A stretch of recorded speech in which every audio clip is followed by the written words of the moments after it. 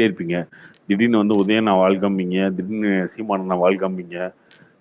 அது எனக்கு செட் ஆமா, ஆகாது. போன வாரம் ஃபுல்லாவே டிஎம்கே சொல்லிட்டு இப்ப போற விஜய் 2 நாளா விஜய்ன்ட்டே ஆமா, போயிட்டு இருக்காரு. அதுதான். நீங்க வந்து அந்த மாதிரி சும்மா ஆளுக்கு தகுந்த மாதிரி பேசிட்டு இருக்கீங்க, லைக்குக்காக பேசிட்டு இருக்கீங்க அப்படின்னா உங்ககிட்ட நான் சண்டை போட விரும்பல. அவ்வளவுதான். நம்ம சித்தாந்த எதிரி அப்படின்னா சித்தாந்தத்துக்கு யாரு ராபின் சட்டை சண்டை போடுறோமா, அது எனக்கு கௌரவமா இருக்கும். இவர்கிட்ட சண்டை போடுறது இவர் என்னன்னே தெரியலையே, இவர்கிட்ட இது நான் சண்டை இவரு போடணும். இல்ல இவர் என்ன பண்ணுவார் அப்படின்னா, பேசும்போது நம்ம சொன்னோம்னா நம்மளையும் சேர்த்து நீங்களும் தானே பண்றீங்க அப்படின்னு ஒண்ணா அடிச்சுட்டு அப்படியே போயிடுறாரு. அந்த சண்டைக்கு நான் வரவே மாட்டேன். இப்ப அதுதான் வந்து அவர் பேசவே முடியல. இப்ப டிஎம்கே பத்தி அவர் நம்ம என்னங்க, அவர் ஆர்கியூ விஜய் ஃபேன்ஸோட ஸ்பேஸ்ல போயிட்டு அந்த பக்கம் பாத்தீங்கன்னா பிஜேபி தப்பு, டிவி கேசரி அப்படின்னு டிவி கேசரில போயிட்டு திமுக தான் சரி, இப்படி பேசுறதுக்கு அப்படி இப்படி பண்ண முடியும்? அப்படி பேசுறவங்ககிட்ட பதிலே பேச முடியாது. அவர் ஒரு பாயிண்ட் சொன்னாரு கார்த்திக் ப்ரோ. அவர் வந்து என்ன சொல்றாருன்னா, மோடி கூட நல்லது சிறுபான்மையருக்கு நல்லது பண்ணலான்னு தான் பாக்குறாரு. ஆனா சுத்தி இருக்கவங்க விட மாட்டேங்கிறாங்கன்னு சொல்லியிருக்காரு டிவிகே ஸ்பேஸ்ல. மோடியே நல்லது பண்ண பார்த்தாலும் பியூரோகிரசி விட மாட்டேங்குதுன்னு. ஏங்க அவர் சொல்ற பாயிண்ட்டுக்கெல்லாம் பதிலே கிடையாது. ஓகேவா? இல்ல அவரு ரொம்ப கற்பனையா பேசுற மாதிரியே இருக்கு. அவரு வேணும்தான் பேசுறாரு. என்ன தெரியும் அட்டென்ஷன் சீக்கிங் இந்த மாதிரி பேசினத நம்ம ஏங்க அவருக்கு கட்ஸ் இருந்தா யார்கிட்ட பேசணும்? நம்மகிட்ட தானே வந்து பேசணும். ஏன் போய் கதறிட்டு இருக்காரு? எல்லாத்துக்கும் பதில் இருக்கு. அன்னூர்ல இருந்து எல்லாத்துக்கும் பதில் இருக்கு. வந்து பேசணும்ல. அதை விட்டு நான் பேசுவேன், நான் ட்வீட் போடுவேன், போவேன். ஓகே விட்டுருங்க, அவ்வளவுதான். அவ்வளவுதான் நீங்க. அதனால உங்களை பத்தி பெரிய டாபிக்லாம் நாங்க பேச வேண்டிய அவசியம் இல்லை. இந்த இதே இல்ல நம்மளுக்கு தெரியறதா கண்டிப்பா அவங்களுக்கு தெரியும், இருந்தாலும் அதை ஒத்துக்கிறது இல்ல. அதனாலதான் நேரடி நம்ம கிட்ட பேசுறது இல்ல. பொதுவா வந்து இந்த மாதிரி சப்போர்ட் பண்றவங்க அந்த மாதிரி தானே பேசுறாங்க.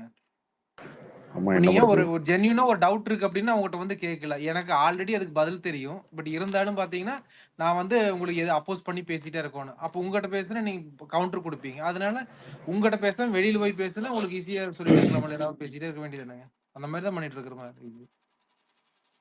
இல்ல அது இன்னைக்கு அந்த இஃப்தாருக்கு போனதெல்லாம் பாத்தீங்கன்னா அது என்ன தெரியல, ஃபயர் விட்டு இருக்காரு. அது என்ன தெரியும், எல்லாருமே பண்ணிக்கிறாங்க. அதெல்லாம் ஃபயர் விட்டு இருக்காரு. இஃப்தாருக்கு போனது ஃபயர் தானுங்க. இதுல என்ன இருக்கு? இஃப்தாருக்கு விஜய் போயிருக்காருன்ற ஒரு நல்ல விஷயம் தானே. இல்ல எல்லா அரசியல் பாலிட்டிஷியன் போனதானே, இப்ப யார் போகாம இருக்காங்க? எல்லாமே போய்க்கிறாங்க. ஆனா விஜய்க்கு அந்த குள்ள வந்து சூப்பரா இருக்குது. நல்லா பொருத்தமா இருக்காங்க. அப்படிலாம் பார்க்க தேவையில்ல.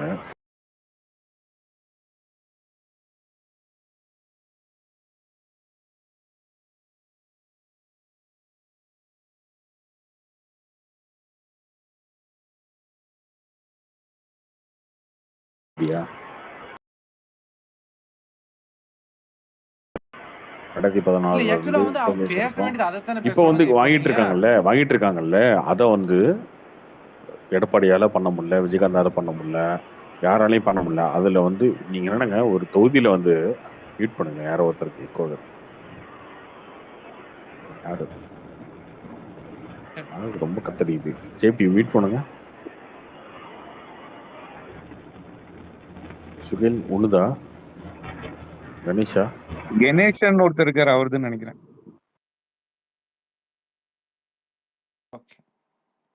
இல்ல இப்ப அவரு அந்த ஸ்கல் கேப் போட்டு போய் இஃப்தாருக்கு போனதுனால ஓட்டு கண்டிப்பா தப்பு இல்லையே. இல்ல நான் ஆக்சுவலா வந்து பேச வேண்டியது அப்படி நீங்க நினைக்காதீங்க. அப்படி நினைக்காதீங்க, அது தப்பு. நீங்க நினைக்கிறது தப்பு. இல்ல நீங்க போங்க. முதல்ல இங்க இல்லைங்க, இங்க பாருங்க, நீங்க அந்த ஓட்டு வரப்போதா, ஜெயிக்க போறாங்களா, அதை பண்ண போறாங்களா, இப்படி பார்க்கவே கூடாது.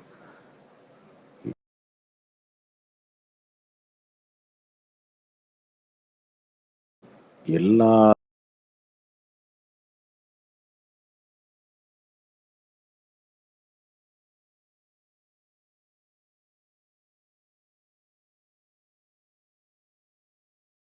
ஓட்டர்ஸ்க்கு ஒரு ஆப்ஷன் இருக்கணும். சரியா? அதான் இருக்கணும். கட்சி ஏமாத்தி அவங்க ஓட்டு வாங்கிட்டே இருக்கு. ஒரு தொகுதியில வந்து 2 லட்சம் ஓட்டு இருக்கு அப்படின்னா 20,000 முஸ்லீம் இருக்காங்கன்னா திமுக ஓட்டிங் கவுண்டிங்கே இப்படி ஆரம்பிக்குது. 20,001 தான் ஆரம்பிக்குது.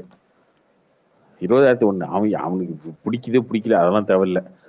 அவன் பூத்துக்கு போனா அவன் திமுக தான் ஓட்டு போவான். இப்படி இருக்கு. ஒரு 10 வருஷமா இந்த மாதிரி ஒரு நெரட்டிவ் செட் ஆயிடுச்சு. வேற வழியே இல்லை. அவன் என்ன பண்ணுவான்? அவனுக்கு ஆப்ஷனே கிடையாது. சீமானதான் கேட்கிறாரு, உனக்கு வந்து நபிகள் நாயமே வந்து கீழே இறங்கி சொன்னா கூட நீ திமுக தான் ஓட்டு போட போற. அப்புறம் என்ன சீமான்லாம் கோவப்பட்டு நீனா சாத்தான் பிள்ளை ஆயிட்ட அப்படின்னு கோவப்பட்டார்ல. அதான் அப்படி இருக்குல்ல. இதை யாரால உடைக்க முடியுது? யாராலையும் முடியல. எடப்பாடி பழனிசாமி உடைக்க முடியல. 2026 ட்ரை பண்ணி பார்த்தாரு. குல்லா போட்டாரு, எஸ்டிபி கூட்டணி வச்சாரு. அது பண்ணாரு, பண்ண முடியல. அவரால் பண்ண முடியல. யாரால பண்ண முடியும்? இப்போ விஜய் வரும்போது இது நடக்குது இல்ல. என்னங்க நீங்க வந்து ஒரு ரேஸ் நடக்குது அப்படின்னா நீங்க வந்து அவங்கள பயன்படுத்தி வச்சுக்கிட்டு அவங்கள வந்து ஒரு கேடயமா வச்சுக்கிட்டு எப்போ பார்த்தாலும் நீங்க ஆரம்பிக்கிறது 15% ஆரம்பிக்கிறீங்க. எலெக்ஷன் கவுண்டிங்க 15% ஓட்டு உங்களுக்கு பல்கா வந்துடுது. அதுக்கப்புறம் தான் நீங்க ஆரம்பிக்கிறீங்க. அதுலயே நீங்க 5% ஓட்டு தான் நிக்கணும்னு வச்சுக்கோங்களேன், அது தனி கதை. அப்படி ஆரம்பிக்கிறீங்களா? அதுல விஜய் வர்றாருல, விஜய் ஒரு டென்ட் ஏற்படுத்துறாருல, பாத்துக்குவோம். இல்ல நல்ல ப்ரோ. விஷயம் இப்போ தானே, நல்ல விஷயம் தானே, இது டெமோக்ராட்டிக் நல்ல இல்ல இல்ல விஷயம். இல்ல அது ஓகே. பட் ஆக்சுவலா வந்து அவங்கள வந்து டிஎம்கே வந்து மைனாரிட்டிஸ் எப்படி எக்ஸ்ப்ளாய்ட் பண்றாங்கறது அது பேசாம எப்படி ஆமா, ரொம்ப அவங்கள்ட்ட கேவலமா மறுக்க முடியும்? பண்றாங்க. அவங்களுக்கு எதையுமே பண்ணாம அவங்களுக்கு எதுவுமே பண்ணாம சர்ச்சையும் ஜமாத்தையும் சரி பண்ணிட்டு கரெக்ட் பண்ணிட்டு அங்க இருக்கவங்க எல்லாம் சரி பண்ணிட்டு அவங்களுக்கு எல்லாம் காசை கொடுத்து அவங்க ஓட்டை மொத்தமா வாங்கிட்டு இருக்காங்க பல்கா. திமுக பண்ற பெரிய ஒரு தப்பான வேலை இது. இத யார் உடைக்கிறது? யார் உடைக்கிறது? விஜய்னு ஒரு ஃபோர்ஸ் வரும்போது உடையுது இல்ல அது. அது மேபி 10% இருக்கலாம், 20% இருக்கலாம். அது அந்த முஸ்லீம் ஓட்ல வந்து எவ்வளவு உடைக்கிறாருன்றதுலாம் நமக்கு தெரியாது. பட் அதை பண்றாருல்ல, அது ஓகே தானே. அதை என்கரேஜ் பண்றது நல்ல விஷயம் தான். அவனுக்கு ஒரு ஆப்ஷன் வேணும் இல்லைங்க. அவன் என்னங்க பயந்து பயந்து ஓட்டு போட்டிருக்கான். இப்போ ஓட்டு போடுற எப்படிங்க போடணும்? எனக்கு யார் பிடிச்சிருக்கு நான் செலக்ட் பண்றேன். 4 பேர் இருக்காங்க நம்ம தொகுதியில. இந்த 4 பேர்ல யாருக்கு ஓட்டு போடலாம் அப்படின்னு நினைக்கணும் இல்லையா? அவன் யோசிக்கிறதுக்கு அவனுக்கு ஆப்ஷனே கிடையாது. இல்ல இல்ல நீ திமுக ஓட்டு போட்டாதான் நீ வாழ முடியுங்க அந்த மாதிரி அப்படின்ற மாதிரி அவனை ஒரு குற்றவாளியா ஆக்கி வச்சிருக்கீங்க 10 வருஷமா. ஸோ அந்த இடத்துல விஜய் வரும்போது ப்ரோ அவனுக்கு இன்னொரு ஆப்ஷன் வருது இல்ல, நல்ல விஷயம் தானே. இல்ல இருக்கு ப்ரோ. ஆனா விஜயோட அவரோட அக்ரெசிவ் இல்லாம நீங்க ஓட்டையெல்லாம் திருப்பவே முடியாது. இந்த மாதிரி அதெல்லாம் பண்றதுனால இல்லைங்க, ஒரு பெரிய விஜயோட இது. அக்ரஸிவ் இருக்கு இல்லைன்றதை தாண்டி 30 வயசு கீழே இருக்கவங்க 35 வயசு கீழே இருக்கவங்க நிறைய முஸ்லிம்ஸ் வந்து சப்போர்ட் பண்றாங்க. நல்ல விஷயம் தான். இல்ல ப்ரோ அந்த ஜமாத்துல இன்னொன்னு இன்னொன்னு யாரு இதுல தலைவர்? இன்னொன்னு நடக்குனா திமுக வந்து ஜஸ்ட் லைக் தட் இவனுங்க யாருப்பா நமக்கு தானே ஓட்டு போடுவானுங்க முஸ்லிம்ஸ். ஆமா, நமக்கு தான் ஓட்டு போட போறாங்க. கிறிஸ்டின்ஸ் நமக்கு தான் போட போறாங்க. தலித் நமக்கு தான் போட போறோம், நமக்கு தான் ஓட்டு போட போறாங்க அப்படின்ற ஒரு திமிர் இருக்குல்ல திமுகக்கு. அந்த திமிர் உடையும் இங்க. திமிர் உடையும் போது தான் அட்லீஸ்ட் ஓகே இனிமேட்டு சும்மா ஓசியில ஓட்டு வாங்க முடியாது இவனுக்கிட்ட. இவனுக்கு ஏதாவது நல்லது பண்ணாதான் மட்டும் தான் ஓட்டு விழுவோம் அப்படின்றது அதுவா திமுக தோண ஆரம்பிக்கும். மேபி விஜய் வராரு ஜெயிக்கிறாரு அதெல்லாம் அடுத்தது செகண்டரி. நான் சொல்றது அவனுக்கு ஆப்ஷனே எல்லாம் உட்காந்துருக்கான். அவன் பாவமா தான் இருக்கான். அவனுக்கு இன்னொரு ஆப்ஷன் வர்றது நல்ல விஷயம் தான். ப்ரோ அந்த இதுல என்ன ப்ராப்ளம் தெரியுமா? அந்த குழுல இருக்க தலைவர் என்ன சொல்றாங்களோ அந்த குழுல இருக்க எத்தனை பேரும் கண்ண மூடி ஓட்டு போடுவாங்க. அதுதான் மைனாரிட்டில இருக்க பெரிய பிரச்சனையே. அந்த தலைவர்கிட்ட அதுதாங்க சொல்றேன். நீங்க இவங்க திமுக இதுதாங்க பண்ணிட்டு இருக்கு 10 வருஷமாவே. இங்க இருக்க எல்லா சர்ச்சில் இருக்க ஃபாதர்ஸும் அதுக்கப்புறம் ஜமாத்துல இருக்கவங்க எல்லாத்தையும் கரெக்ட் பண்ணி வச்சுக்கிட்டு ஒரு கேம் ஆடிட்டு இருக்காருல்ல. அந்த கேமை உடைக்க முடியலங்க, கஷ்டமா இருக்கு. இப்போ என்னன்னா 2 லட்சம் ஓட்டு இருக்கு அப்படின்னா 20,000 ஓட்டு முஸ்லீம் கிறிஸ்டின் ஓட்டு இருக்கு அப்படின்னா அவங்க ஈஸியா அந்த 20,000 தூக்கிட்டு வந்துடுறாங்க. 20,001 தான் அவங்க கவுண்டிங் இருக்கு. அது அதை உடைக்கவே முடியல யாராலையும். அப்ப விஜய் அவனுங்களுமே பயந்து பயந்து ஓட்டு போடுறானுங்க. அவனுங்கிட்ட போய் மிரட்டுறது, இல்லைன்னா கோயில்ல சொல்றது, சர்ச்சில் சொல்றது, இல்லை ஜமாத்து சொல்றது. இல்ல இல்ல நீங்க வந்து திமுக ஓட்டு போடலன்னா நீங்க நாட்டை விட்டு போயிருவீங்க பாத்துக்கோங்க, நாட்டிலே இருக்க முடியாது, கொல்லாம் அடிச்சு துரத்திடுவாங்க. இந்த மாதிரிலாம் பொய்யா பேசி பேசி பேசி பேசி திருமாவளவன் பேசுறாரு, கேவலமா பேசுறாரு இந்த எலெக்ஷன்ல. நீங்க பிஜேபிக்கு ஏன் ப்ரோ ஓட்டு இல்ல போட்டீங்கன்னா இப்போ உங்க கார்த்திக் உங்க உங்க மசூதி எல்லாம் இடிச்சிருவாங்க, உங்க சர்ச் எல்லாம் இடிச்சிருவாங்கன்னு பேசுறாரு, பிரச்சாரம் பண்றாருங்க எல்லாரும் முன்னாடியும். இப்படி ஒரு போலி பிரச்சாரம் பண்ணி ஒரு ஓட்டு வாங்கிட்டு இருக்காங்கல்ல, ஒருத்தனை ஏமாத்தி ஒரு அடிமையா வச்சு முட்டாக்கிட்டு இருக்காங்கல்ல, அதை உடைக்கிறதுக்கு ஒருத்தர் வர்றாருல்ல. அடி எடப்பாடியால முடியாது, அண்ணாமலையால முடியாது எனக்கு தெரியும். அண்ணாமலை என்ன சொன்னாலும் அவங்க நம்ப போறதில்ல, எடப்பாடி என்ன சொன்னாலும் நம்ப போறதில்ல. ஆனா விஜய் நம்புறாங்கல்ல, அது ஓகே தான். அவனுக்கு ஆப்ஷன் இருக்குல்ல, தப்பு இல்ல. அவனு எத்தனை நாளைக்கு தான் ஏமாந்து ஏமாந்து திமுக ஓட்டு போட்டுட்டு இருப்பான்? இன்னொரு ஆப்ஷன் வரட்டுமே, இல்ல தப்பு இல்லையே. கார்த்திக் ப்ரோ அது இப்போ வந்து வந்தாதான் அது டெல்லியில கூட வந்தாதான் அவர் பாத்தீங்கன்னா ஜெயிக்கிறாரு ஜெயிக்கிறாரு ஜெயிக்கிறாரு தோக்குறாருன்றது அடுத்தது. திமுகவுக்குமே ஒரு உணர்வு வரும். என்ன வரும்? இனிமேட்டு இவனுங்க ஏமாத்தி ஏமாத்தி ஓட்டு வாங்க முடியாது, அவனுக்கு ஏதாவது நல்லது பண்ணா மட்டும்தான் ஓட்டு போடுவானுங்க அப்படின்றது திமுகவுக்கு இந்த உணர்வு வரும்.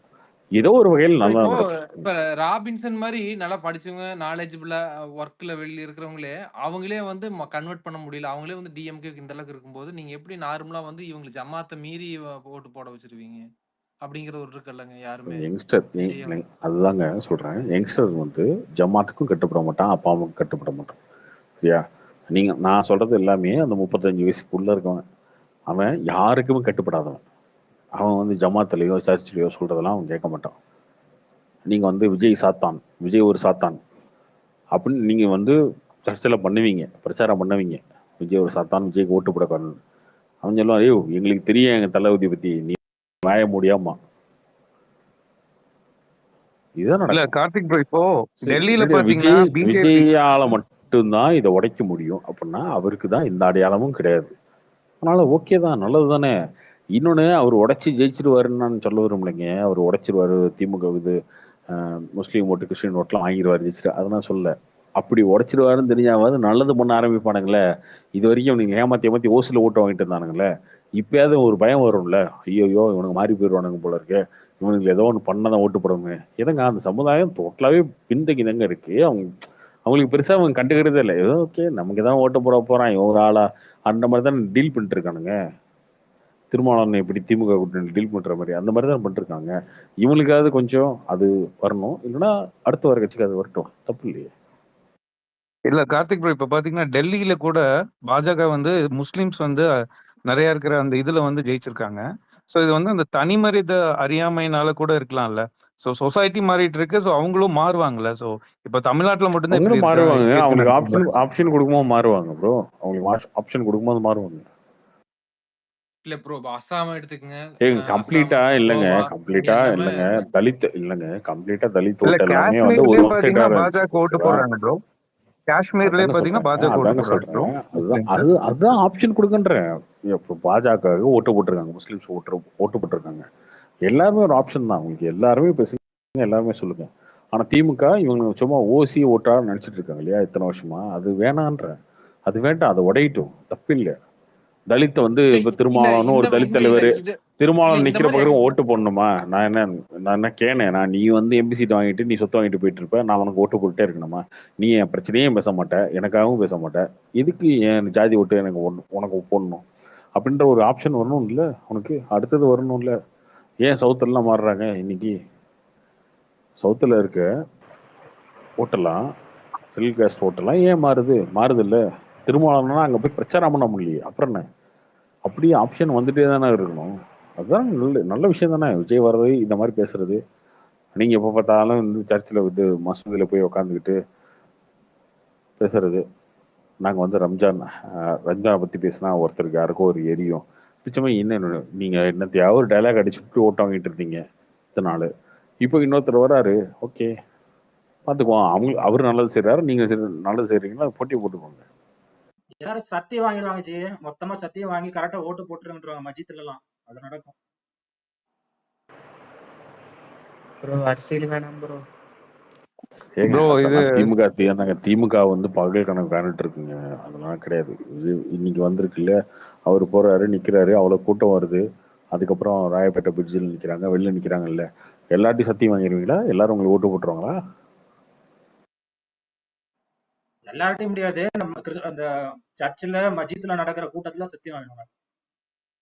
அதுதாங்க சொல்றேன், யங்ஸ்டர்ஸ் ஓட்டெல்லாம் மாறிடுங்க. முன்னாடி ப்ரோ மாதிரி கிடையாது. கூட்டம் கன்வெர்ட் ஆகாது கார்த்திக் ப்ரோ. எல்லா விஜயை பார்க்கறதுக்கு அவர் ஒரு ஸ்டார், அவரை பார்க்கறதுக்கு கூட்டம் வருது. அது எப்படி ப்ரோ கூட்டம் கன்வெர்ட் ஆகுன்றீங்க? இல்ல இல்ல அது நானும் தான் 26ல கேட்கலான் தெரியுது. இருந்தேன். இல்ல இல்ல அது ப்ரோ 26ல எடப்பாடி தெரியுது. வந்து நான் இல்ல ப்ரோ கன்வெர்ட் ஆகுது எடப்பாடி வந்து கன்வெர்ட் ஆகல நான் சொல்லல. எஸ்டிபிஐ கூட வச்சும் கூட அவர் ஒன்றும் பண்ண ஜெயிச்சிட, முடியல ப்ரோ. அதுதாங்க சொல்றேன். எடப்பாடி எஸ்டிபி கூட்டணி வச்சாலும் நடக்காது. பிஜேபி என்ன பேசலாம் நடக்காது. அவன் நம்ப மாட்டான். ஏன்னா நீங்க அந்த அளவு இன்ஃபுளுன்ஸ் பண்ணி வச்சிருக்கீங்க அவனை, அவன் பிரெயின் வாஷ் பண்ணி வச்சிருக்கீங்க. ஆனா விஜய் ஒரு மாதிரி கூட்டம் வருது இல்ல, அப்ப தெரியுதுல்ல விஜயால நீங்க என்ன பிரெயின் வாஷ் பண்ணி வச்சிருந்தாலும் விஜய்க்கு ஒரு கூட்டம் வருது இல்ல. நான் சொல்றது, இப்போ ஒரு தொகுதிக்கு வந்து 20,000 ஓட்டு இருக்கு, முஸ்லீம் கிறிஸ்டின் ஓட்டு இருக்கு அப்படின்னா 20,000 ஓட்டு விஜய் வாங்கிடுவார் நான் சொல்லல. 2,000 ஓட்டு வாங்கினா போதும், அவ்வளவுதான். உனக்கு 2,000 ஓட்டு குறையுது இல்ல, அவ்வளவுதான். திமுக வந்து அதை யோசிக்கும்ல, திமுக அதை கண்டிப்பா யோசிக்கணும்ல, கண்டிப்பா அவ்வளவுதான். ஸ்பிளிட் ஆஃப் அவ்வளவுதான். Split off. இதைதான் நம்ம சொல்றோம். திருமாவளவன் வந்து இன்னும் உருட்ட முடியாதுல்ல. விஜய் வந்து உங்க ஓட்டுல இருந்து ஒரு ஒரு 10% ஓட்டு எடுத்துட்டாருன்னா, திருமாவளவன் வந்து இன்னைக்கு வந்து திமுக கொத்தடிமையாவே பேசிட்டு இருக்க முடியாதுல்ல. அவரு வந்து நம்ம நம்ம ஆளுங்க மதிக்க மாட்டாங்க போல இருக்கு நம்மள. இனிமேட்டு அவங்களுக்காக பேசணும்னு அவர் யோசிப்பார்ல. எத்தனை நாளைக்கு ஏமாத்திட்டு இருப்பாரு திமுக அடிமையா அவரு. முகமது விஜய் வேற உணர்ச்சி வசமா கத்துறாங்க. இதை கேட்கறவங்க எல்லாம் மத்த கட்சிக்காரங்க எல்லாம் பயந்துட்டு இருக்காங்க, நடுங்கிட்டு இருக்காங்க. இப்ப கார்த்திக் ப்ரோ ஒரு டவுட். கார்த்திக் ப்ரோ நேத்து நீங்க அந்த படத்தை பார்த்துட்டு கதை மாதிரி சொன்னீங்கல்ல, இந்த படத்தை முன்னாடியே பார்த்து அதான் பிரதர் உங்களை எல்லா படத்தையும் கூட்டு போயிட்டு ஒரு ஒப்பீனியன் மாதிரி உங்ககிட்ட கேட்பாங்களா, எப்படி இருக்கு அந்த மாதிரி உங்க அப்சர்வேஷன் எப்படி இருக்குன்னு கேட்பாங்களா அந்த படத்தை பத்தி? ஏன்னா நீங்க நிறைய படத்தை முன்னாடியே பார்த்துட்டு அப்படிலாம் கேட்க மாட்டாங்க. படம் எடுத்து முடிச்சதுக்கு அப்புறம் என்கிட்ட ஒப்பீனியன் கிட்ட ஒன்னும் வர போறது இல்ல. ஒரு ஆடியன்ஸ் படங்களை வந்து பிசினஸ் ரீதியா பார்ப்போம். பிசினஸ் ரீதியா அந்த படத்தை வாங்கி ரிலீஸ் பண்றது அந்த மாதிரி விஷயங்கள் பார்ப்போம். படத்தை ஒரு சில படங்களை பார்ப்போம், அதை வாங்கி ரிலீஸ் பண்ணலாமா அந்த மாதிரி விஷயங்களுக்கு சில படங்கள் பார்ப்போம். அப்படி பார்த்த படம் தான் அது. யமகாதங்கி பார்த்தோம், நம்ம ரிலீஸ்க்கு பிசினஸ்க்கு அந்த மாதிரி பார்த்தது. ஒப்பீனியன் கேட்கறதுக்காக யாரும் போட மாட்டாங்க, பிசினஸ் ரீதியா போடுவாங்க, பிசினஸ்க்காக.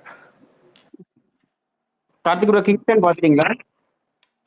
இல்ல ப்ரோ, கிங்ஸ்டன் பார்க்கல. நான் நேற்று நடி தானே வந்தேன் ஒரு கிங்ஸ்டனுக்கு. இந்த வாரம் இந்த படம் பார்க்கல. கிங்ஸ்டன் சுமாருன்னாங்க ரொம்ப எல்லாரும், அதனால அதை அப்படியே விட்டாச்சு. ஓப்பனிங் எப்படி ப்ரோ இருக்கு கிங்ஸ்டனுக்கு? அவரேஜா தான் இருக்கு, ஒன்றும் பெருசாக இல்லை. கார்த்திக் ப்ரோ டிராகன் கலெக்ஷன் சொல்லுங்க ப்ரோ. டிராகன் பயங்கரமாக போயிட்டு இருக்குங்க, சூப்பராக போயிட்டு இருக்கு. வந்துடும் போல இருக்கு, 140 150 கோடி வந்துடும் நினைக்கிறேன். போகும் 200 வந்துருமா ப்ரோ? அவ்வளோ வராதுங்க, 150 வரும். அவங்க ப்ரோ விடாமுயற்சி என்ன ப்ரோ விடாமுயற்சி அடிக்குது?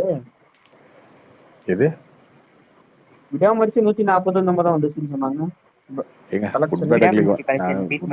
போயிட்டோம், அப்புறம் என்ன விடாமுயற்சினா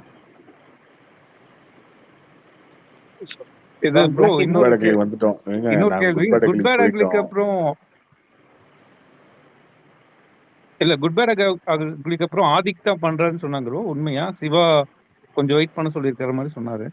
ஏகே சொல்லியிருக்காரு சிவா இப்ப பண்ண வேண்டாம், வெயிட் பண்ணுங்க, ஆதிக்கே மறுபடியும் ட்ரை பண்ணலாம் அப்படின்னு சொல்லியிருக்காரு. சான்ஸ் கொடுக்கலாம். இருந்தாங்க வலைபேச்சு தான் வலைபேச்சு சொல்லிட்டாங்க. ஓகே ஓகே, அதான் அன்னைக்கு சொன்னேன் அடுத்த படம் சிவா இல்ல சந்தோஷமா இருக்குன்னு, அதனாலதான் சொன்னேன். அது தனஞ்சயன் சொன்னது ப்ரோ, வலைபேச்சுல சொல்லல. இல்ல வலைபேச்சுல சொன்னாங்க இந்த மாதிரி வந்து ஒரு நற்செய்தி சிவா இல்ல ஆதிக்கு தான் அப்படின்னு. பார்ட் 2 எடுக்கிற மாதிரி தான் அந்த படம் அதுக்காக இருக்கும். ஒருவேளை பார்ட் 2 இருக்குமோ?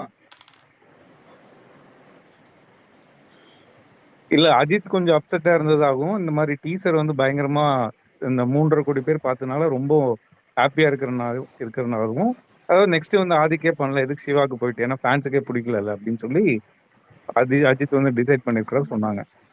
இந்த அளவுக்கு சிவா இல்ல, அடுத்த ஐ படம் திங்க் 2 or 3 days சிவா அடுத்த படம் இல்ல. ஏகே ஃபேன்ஸ் எல்லாம் சந்தோஷமா இருங்க. ராபின்சனுக்கு அதை அனுப்பிச்சுட்டு இருங்க, கட் பண்ணி. அவன் சந்தோஷமா இருப்பான். ப்ரோ அர்ஜுன் மட்டும் ஃபர்ஸ்ட் சிங்கிள் எப்ப எதிர்பார்க்கலாம்?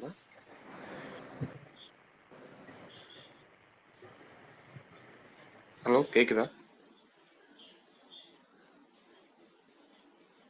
கார்த்திக் ப்ரோ நீங்க பேசுறீங்க ஆனா கேட்க மாட்டேங்குது. இல்லைங்க, அடுத்து 10ஆம் தேதி படம் ரிலீஸ், இன்னும் 30 நாள் தான் இருக்கு. ஸோ அடுத்தடுத்த அப்டேட்லாம் வந்துட்டு தான் இருக்கும் மாசம் ஃபுல்லா. புக்கிங் இந்த மாசம் கடைசியில ஓபன் ப்ரோ. எங்க போனாங்க? ஸ்விக்கில ஓடிட்டானா? ஸோ கார்த்தி ப்ரோ, இப்ப யாருனாலுமே வந்து ஒரு ப்ரெடிக்ட் பண்ண முடியாது. பட் உங்களோட அசம்ஷன் என்ன ப்ரோ? என்ன அச்சீவ் பண்ணுவாங்க ப்ரோ டிவிக்கே இந்த 2026ல? அது எப்படி இப்ப சொல்ல முடியும்? எனக்கு புரியல. எனக்கு இல்ல அதுதான் சொல்றேன், யாருனாலுமே ப்ரெடிக்ட் பண்ண முடியாதுன்னு நான் சொல்லிட்டேன். பட் உங்களுக்கு ஒரு இன்னர் ஃபீலிங் தனியா நிக்கிறாங்களா அலைன்ஸ்ல நிக்கிறாங்களா அதெல்லாம் இல்ல ப்ரோ. நம்ம எப்பவுமே விஜய் வரும்போது அந்த கட்சிக்கு விஜய் நீங்க பாருங்க, விஜய் வரும்போது அந்த கட்சிக்கு மரியாதை வரும், புஷியானந்த் வரும்போது அந்த மரியாதை குறையும்.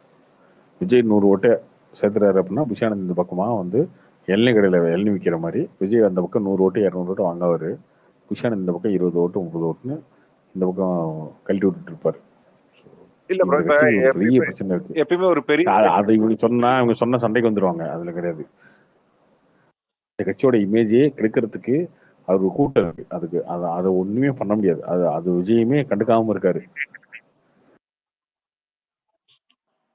இல்ல ப்ரோ, அதான் இப்ப எந்த ஒரு பெரிய கட்சி ஆரம்பிக்கிறதுனால, ஒரு நேம் உள்ள கட்சி ஆரம்பிக்கிறனாலும் ஃபர்ஸ்ட் வாட்டி அவங்களோட கெப்பாசிட்டி செக் பண்ண இண்டிவிஜுவலா நிப்பாங்கல்ல, அந்த மாதிரி நான் கேக்குறேன். இவன் தளபதி இப்ப நிக்கிறாங்கன்னா என்ன அச்சீவ் பண்ண அவர் தனியா முடியும்? நிப்பாரு, தனியாவே நிப்பாருங்க. ஆப்போசிட்ல இருக்க அலைன்ஸ் எப்படி ஃபார்ம் ஆகுதுன்ற பொறுத்து இருக்குங்க ஒரு ஓட் பேங்க். என்டி ரொம்ப ஸ்ட்ராங்கா இருந்துச்சு அப்படின்னா அவரோட ஓட் பேங்க் ரொம்ப குறைஞ்சிடும். அவருக்கு பெரிய இந்த எலெக்ஷன்ல அவருக்கான ஒரு இல்ல ப்ரோ, எனக்கு இல்லாம என்னன்னா போயிடும். ஒருவேளை பெர்சன்டேஜ் வைஸ் அவர் என்டிஏ ஸ்ட்ராங்கா இல்ல, பிரிஞ்சு தான் நல்லா நிக்கிறாங்கன்னா விஜய்க்கான ஓட் பேங்க் அதிகமாக கூடும். தனியா நிக்கணும்னா செலவு எவ்வளவு பண்ணுவாரு விஜய்? மொத்த கட்சிக்கும் செலவு இருக்குங்களா? எல்லா அவர் செலவு பண்ணவரு இல்ல சும்மா நிப்பாரு, அது அவர் பிரச்சனை. நீங்க ஏன் கதறீங்க? இல்ல எத்தனை சீமான 234 தொகுதியில சீமான் கேண்டிடேட் போறாருங்க, விஜய் போட முடியாதா? அதுதான் ப்ரோ, இப்ப நிக்கிறாரு. ஓகே ப்ரோ, என்ன ஒரு சீட் வைஸ்ல எவ்வளவு ஜெயிப்பாருன்னு ஏதாவது சும்மா ஐடியா இருக்குமா ப்ரோ? ஏன்னா கண்டிப்பா விஜய் நிக்கிற யாருமே தொகுதியில அவர் ஜெயிப்பாருங்க. அதை தாண்டி தனியா மற்ற தொகுதியில ஜெயிப்பாருன்னு சொல்ல முடியாது. விஜய் நிக்கிற தொகுதியில அவர் ஜெயிப்பாரு. கார்த்திக் ப்ரோ சொல்லுங்க ப்ரோ SK26 ப்ரோ. அதுக்கான வேலைகள்லாம் இப்பயே ஆரம்பிச்சிருக்கணும். ஓகேவா? ஆனா பெருசாலாம் ஆரம்பிச்ச மாதிரி தெரியல. இப்ப என்னன்னா நீங்க 234 தொகுதியும் போய் ரீச் பண்ணி அதெல்லாம் பண்ணிட்டு இருக்க முடியாது. ஏன்னா ஒரு வருஷம் இருக்கு அப்படின்னா ஒரு வருஷம்ன்றது 52 வாரம் அந்த மாதிரி தான் இருக்குன்னா நீங்க 35 நாள்ல அதிகபட்சம் ஒரு 150 நாள்ல வேலை பார்க்க முடியும் கட்சிக்காரங்க. நீங்க 8 கோடி பேர்த்த ரீச்லாம் பண்ணிட்டு இருக்க முடியாது. அப்ப 254 தொகுதியில இந்த திமுக மினிஸ்டர்ஸ் ஒரு 30 பேர் இருப்பாங்க, அதிமுக மினிஸ்டர்ஸ் 30 பேர் இருப்பாங்க. 34 இருக்காங்கன்னு வச்சுக்கோங்க. இந்த 60 தொகுதியை நீங்க தொட முடியாது. ஓகேவா? அந்த 60 தொகுதியில இப்போ உதயநிதி தொகுதியில வந்து நான் வேலை பார்க்குறேன்னா அது வேஸ்ட். அவர் ஜெயிச்சிடுவாரு. குடத்தூர்ல நீங்க வேலை பார்க்குறீங்க அப்படின்னா அது வேஸ்ட். அவர் ஜெயிச்சிடுவாரு. அப்படின் போது நீங்க வந்து செலக்டடா ஒரு 150 தொகுதி செலக்ட் பண்ணி அந்த 150 தொகுதியில எத்தனை ஒரு 20-30 தொகுதி நம்ம ஜெயிக்கிறதுக்கு பிளான் பண்ணி, இல்லை ஒரு 50 தொகுதி ஜெயிக்கிறதுக்கு பிளான் பண்ணி, பிஏ கேண்டிடேட்டை ஃபிக்ஸ் பண்ணி நீங்க தனியா நிக்க போறீங்க அப்படின்னா சொல்றேன்.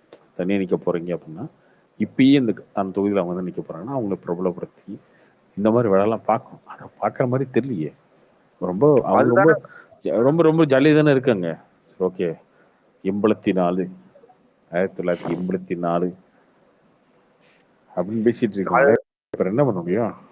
அதுதானே ப்ரோ பிரச்சனை. இப்ப ஆக்சுவலா தளபதி தவிர அடுத்த கேண்டிடேட் யாருன்றது இங்க பிரச்சனை தான். அதெல்லாம் இப்பயே இறக்கணுங்க. நீங்க தனியா நிக்க போறீங்களா இல்லையா கூட்டணியா அப்படின்றது இப்பயே ஃபிக்ஸ் பண்ணிருக்கோம். கூட்டணியா இருந்தா கூட நீங்க எந்த தொகுதியில ஸ்ட்ராங்ன்றத இப்பயே முடிவு பண்ணிருக்கணும். யார் அந்த தொகுதியில கேண்டிடேட்ன்றதை முடிவு பண்ணிருக்கணும். நீங்க 234 தொகுதியும் ஃபோக்கஸ் பண்ணீங்கன்னா வேலைக்கே ஆகாது. பிகே அந்த வேலையை தானே பார்க்க போறாரு. பிகே பீகார் எலெக்ஷன்ல வேலை பார்த்துட்டு இருக்காரு. இல்ல அவரு எந்தெந்த கான்ஸ்டிடியூஷன்ல வந்து டிவிகேக்கு அதிகமான ஒரு செல்வாக்கு இருக்கு. அது டிவிகேக்கு தெரியும். பிகே வந்து டீம் வச்சு சர்வே பண்ணுவாங்கல்ல அவங்க டீம். அது வந்து அவர் வந்து சொல்லி கொடுத்து என்னங்க வரப்போகுது. அவருக்கு எம்ஜிஆரையும் தெரியல, சிவாஜியும் தெரியல, பாக்கியராஜும் தெரியல, யாரையும் தெரியல. அவரு வந்து பேசியிருக்காரு. ஓகே விடுங்க, அவர் பீகார் டீம் எதுக்கு அப்புறம் 2 பேர் வச்சிருக்காருல, 3 பேர் ஆயிடுச்சாங்களா? அப்புறம் அவங்களுக்கு வேலை அதானே போங்க ஃபுல்லா. அதை பண்ணணுங்க. அதை பண்ணணும். நீங்க ஒரு 100 தொகுதி சூஸ் பண்ணி அந்த 100 தொகுதியில 50 தொகுதி ஸ்ட்ராங் பண்ணி இப்ப இருந்து வேலை பார்க்க ஆரம்பிக்கணும். விஜய் 234 தொகுதிக்கும் ஓட்டு போறதுக்கு ஃபேஸ் வந்து விஜய். ஆனா 234 தொகுதியில் நீங்க ஜெயிக்கவே முடியாது. அதுதானே பிராக்டிகல் ரியாலிட்டி. அதுதானே. அப்போ நீங்க வந்து உதயநிதி ஸ்டாலினோட தொகுதியோ எடப்பாடி தொகுதியோ ஜெயிக்க போறீங்களா? கிடையாது. இந்த மாதிரி நீங்க தொகுதி எடுத்துட்டீங்கனாலே கிட்டத்தட்ட ஒரு 70-80 தொகுதி காலி. அதுல நிக்கிறது ஒண்ணு, நிக்காதது ஒண்ணு, அதை வேலை பார்க்கறது ஒண்ணு. பட் அங்க வந்து சும்மா ஒரு பேருக்கு வேலை பார்க்கும்.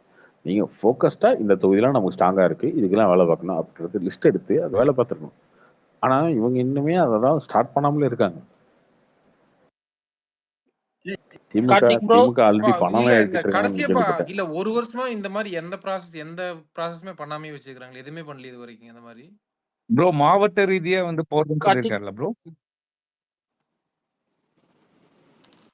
கார்த்திக் ப்ரோ அதுதாங்க மாவட்ட செயலாளர் வந்து 120 பேர் பொண்ணுன்னு சொல்லியிருக்காரு. 120 பேர்னா 120 கேண்டிடேட். பட் அதுலயுமே என்ன பண்றாங்கன்னா, ரசிகர் மன்றத்துல இருக்கவங்க எடுத்து போட்டு அப்படித்தான் பண்றாங்களே தவிர, அது அந்த அடுத்த கட்டத்துக்கு போக மாட்டேங்குது. அதுதான் பிரச்சனை. இல்ல ஃபுல்லா ரசிகர் மன்றத்துல இருக்கிறவங்களும் உள்ள கொண்டாந்தா அவங்களுக்கு வந்து பொலிட்டிக்கல் நாலேஜ் இருக்காது. இது எப்படி அவங்க பண்ண முடியுமா? அது எக்ஸ்பீரியன்ஸ். ஏங்க இது என்னங்க அரசியல்வாதிக்கு என்னங்க நாலேஜ் இருக்கு? அதெல்லாம் கிடையாதுங்க. ஏன் அரசியல்வாதிக்கு இப்போ நாலேஜ்ன்றது 4 நாள்ல பாலிடிக்ஸ் கத்துக்கலாம் நீங்க. அதிகபட்சம். அவ்வளோ அதுக்கு மேல என்ன இருக்கு இதுல கத்துக்கிறதுக்கு? இது என்ன பெரிய ராக்கெட் சயின்ஸா?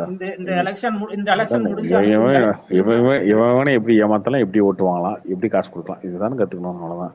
எவன் காசு கொடுப்பான், அது எப்படி பிடிக்கிறது, எப்படி டேக்கிள் பண்றது, ஜாதி அரசியல், இந்த ஜாதிக்காரன் இந்த ஓட்டு போடுவான், இவன்ட்டு இது பேசினா இதுதான் கத்துக்கணும். அவ்வளவுதான். இது என்ன 1 வாரம் 10 நாள். ஓகே, நீங்க போட்டி போறதே 40 வருஷம் களத்துல இருக்கவங்க கூட போட்டி போடுறீங்க. அவங்க எல்லாம் வந்து கரைச்சு குடிச்சவங்க. இல்ல ப்ரோ, அப்ப அதுவும் இல்லாம லோக்கல் கரைச்சு குடிச்சவங்க. ஆமா, கரைச்சு குடிச்சவங்க தான் 5 வருஷத்துக்கு ஒரு தோத்துட்டு இருக்காங்க இல்லையா? ப்ரோ உங்களை எடப்பாடியை திட்ட வைக்காம விட மாட்டாங்க. கரைச்சு குடிச்சவங்க 5 வருஷத்துக்கு ஒட்டி ஏன் தோத்துட்டு இருக்காங்க? அதிகமா அவங்க கரைச்சு குடிச்சவங்க ஏங்க கட்சிக்குள்ளேயே சண்டை போட்டுட்டு இருக்காங்க? இல்லங்க, கரைச்சு குடிச்சவங்க ஏன் 5 வருஷத்துக்கு ஒட்டி தோத்துட்டு இருக்காங்க? ஜெயிக்க வேண்டியதானே திரும்ப திரும்ப, ஏன் ஜெயிக்க முடியல? ஃபார்ம் ஆகலங்க. நீங்க கட்சி ஃபார்ம் பண்ணுங்க. பேட்சா மாவட்ட செயலாளர் விட்டுட்டு இருக்கீங்கல்ல, ஏதோ லக்கி நம்பர் மாதிரி 18 ஏதோ ஒரு லக்கி நம்பர் விட்டுருக்காங்க. கார்த்திக் பிரதர். ஹலோ கார்த்திக்ங்க, ஏடிஎம்கே கார்த்திக். எடப்பாடி முதல்வர் ஆகிறதுக்கு முன்னாடி நீங்க யாரை சப்போர்ட் பண்ணீங்க? ஓபிஎஸ் சப்போர்ட் பண்ணீங்களா இல்ல சின்னமாவை சப்போர்ட் பண்ணிட்டு இருந்தீங்களா? ஓபிஎஸ் தர்மயுத்தம் பண்ணும்போது ஓபிஎஸ் அவங்க எப்படின்னா சப்போர்ட் பண்ணிட்டு இருந்தாரு. பிரசாந்த் ஓபிஎஸ் தான் சப்போர்ட் பண்ணிட்டு. வெரி சிம்பிளுங்க. இங்க பாருங்க, ஏடிஎம்கே காரங்க குழந்தை மாதிரி, சரியா? ரெட்டல் எங்க இருக்கோ அங்க நிப்பாங்க, அவ்வளவுதான். ரெட்டலை நாளைக்கு நான் தான் தலைவர், ரெட்டலை ஏன் இருக்குன்னு இனி தலைவன்றவங்க அவங்க. நீங்க அவ்வளவுலாம் கேர் பண்ணாதீங்க அவங்க பத்தி. ஆமா தானே கார்த்தி? ஏன்னா என்கிட்ட ரெட்டல் இருக்க நீங்க ஒத்துக்க மாட்டீங்க. அப்படிலாம் இல்ல. நான் வந்து ஆக்சுவலா அந்த மன்னார்குடிக்கு எதிரான குரூப். நீங்க வந்து எப்படி இந்த இதெல்லாம் பண்றீங்க? நீங்க அந்த நமாஸ்லாம் பண்றீங்க இல்லையா? இதுல மசூதியில எப்படி பண்ணுவீங்க? இந்த மெக்கா எங்க இருக்கும் அந்த திசையை பார்த்து தொழுகணும் இல்லையா? அதானே? அந்த மாதிரி ரெட்டலை எங்க இருக்கும் அந்த பக்கம் காலில் விழுந்துட வேண்டியதான். இவங்களுக்கு எடுத்த ட்ரைனிங்கே அதுதான் 30 வருஷமா. ரெட்டல்ல இருக்க பக்கம் காலில் விழுந்துருவாங்க. அது யார்கிட்ட இருக்குன்றது பிரச்சனை இல்லை. எடப்பாடி நாளைக்கு செங்கோட்டையனா இருக்கட்டும், வேலுமணியா இருக்கட்டும், இல்ல எடப்பாடி இருக்கட்டும், டிடிவியா இருக்கட்டும், இல்ல யாரோ ஒருத்தர் இருக்கட்டும், அது பிரச்சனையே கிடையாது. இட்டிஷ் பிரசாந்துக்கு ரெட்டலை வந்தாலும் அந்த ரெட்டலை வந்துச்சுன்னா அண்ணன் யாரு தெரியுமா, அண்ணன் அவ்வளவு பேர் ரிவ்யூ தெரியுமா அப்படின்னு அண்ணன் காலில் விழுந்துருவாங்க, அவ்வளவுதான். இவங்களுக்கு எப்படின்னா அந்த ரெட்டர்ல இருக்கணும், அந்த ரெட்டருக்கு முன்னாடி காலில் விழுவணும். இதுதான் உங்களுக்கு ட்ரைனிங். 30 வருஷம் ட்ரைனிங் அது. இப்ப இன்னைக்கு நேத்து கிடையாது. ப்ரோ முன்னாடி ஃபர்ஸ்ட் ஓபிஎஸ் பயங்கரமா ஃபயர் விட்டும் தர்மித்து முன்னும். அதுதாங்க நானும் சொல்றேன். ரெட்டர்ல இருக்கிறது தாங்க சொல்றேன். ரெட்டர்ல ஏங்க அதுக்கப்புறம் இவங்க சின்னமா இவங்க சசிகலாவை பேசுவாங்க. அதுதாங்க நானும் சொல்றேன். ஏறாங்கன்னா ரெட்டர்ல அவட்டர்ல நாளைக்கு ரெட்டர்ல அவட்டர் ஓபிஎஸ் யார் தெரியுமா? அம்மாவே சிஎம் ஆக்கினவங்க, அம்மாவே 3 டைம் சிஎம் ஆக்கிட்டு போனவங்க ஓபிஎஸ், அவர் தான் தலைவர் அப்படின்னு பேசுவாங்க.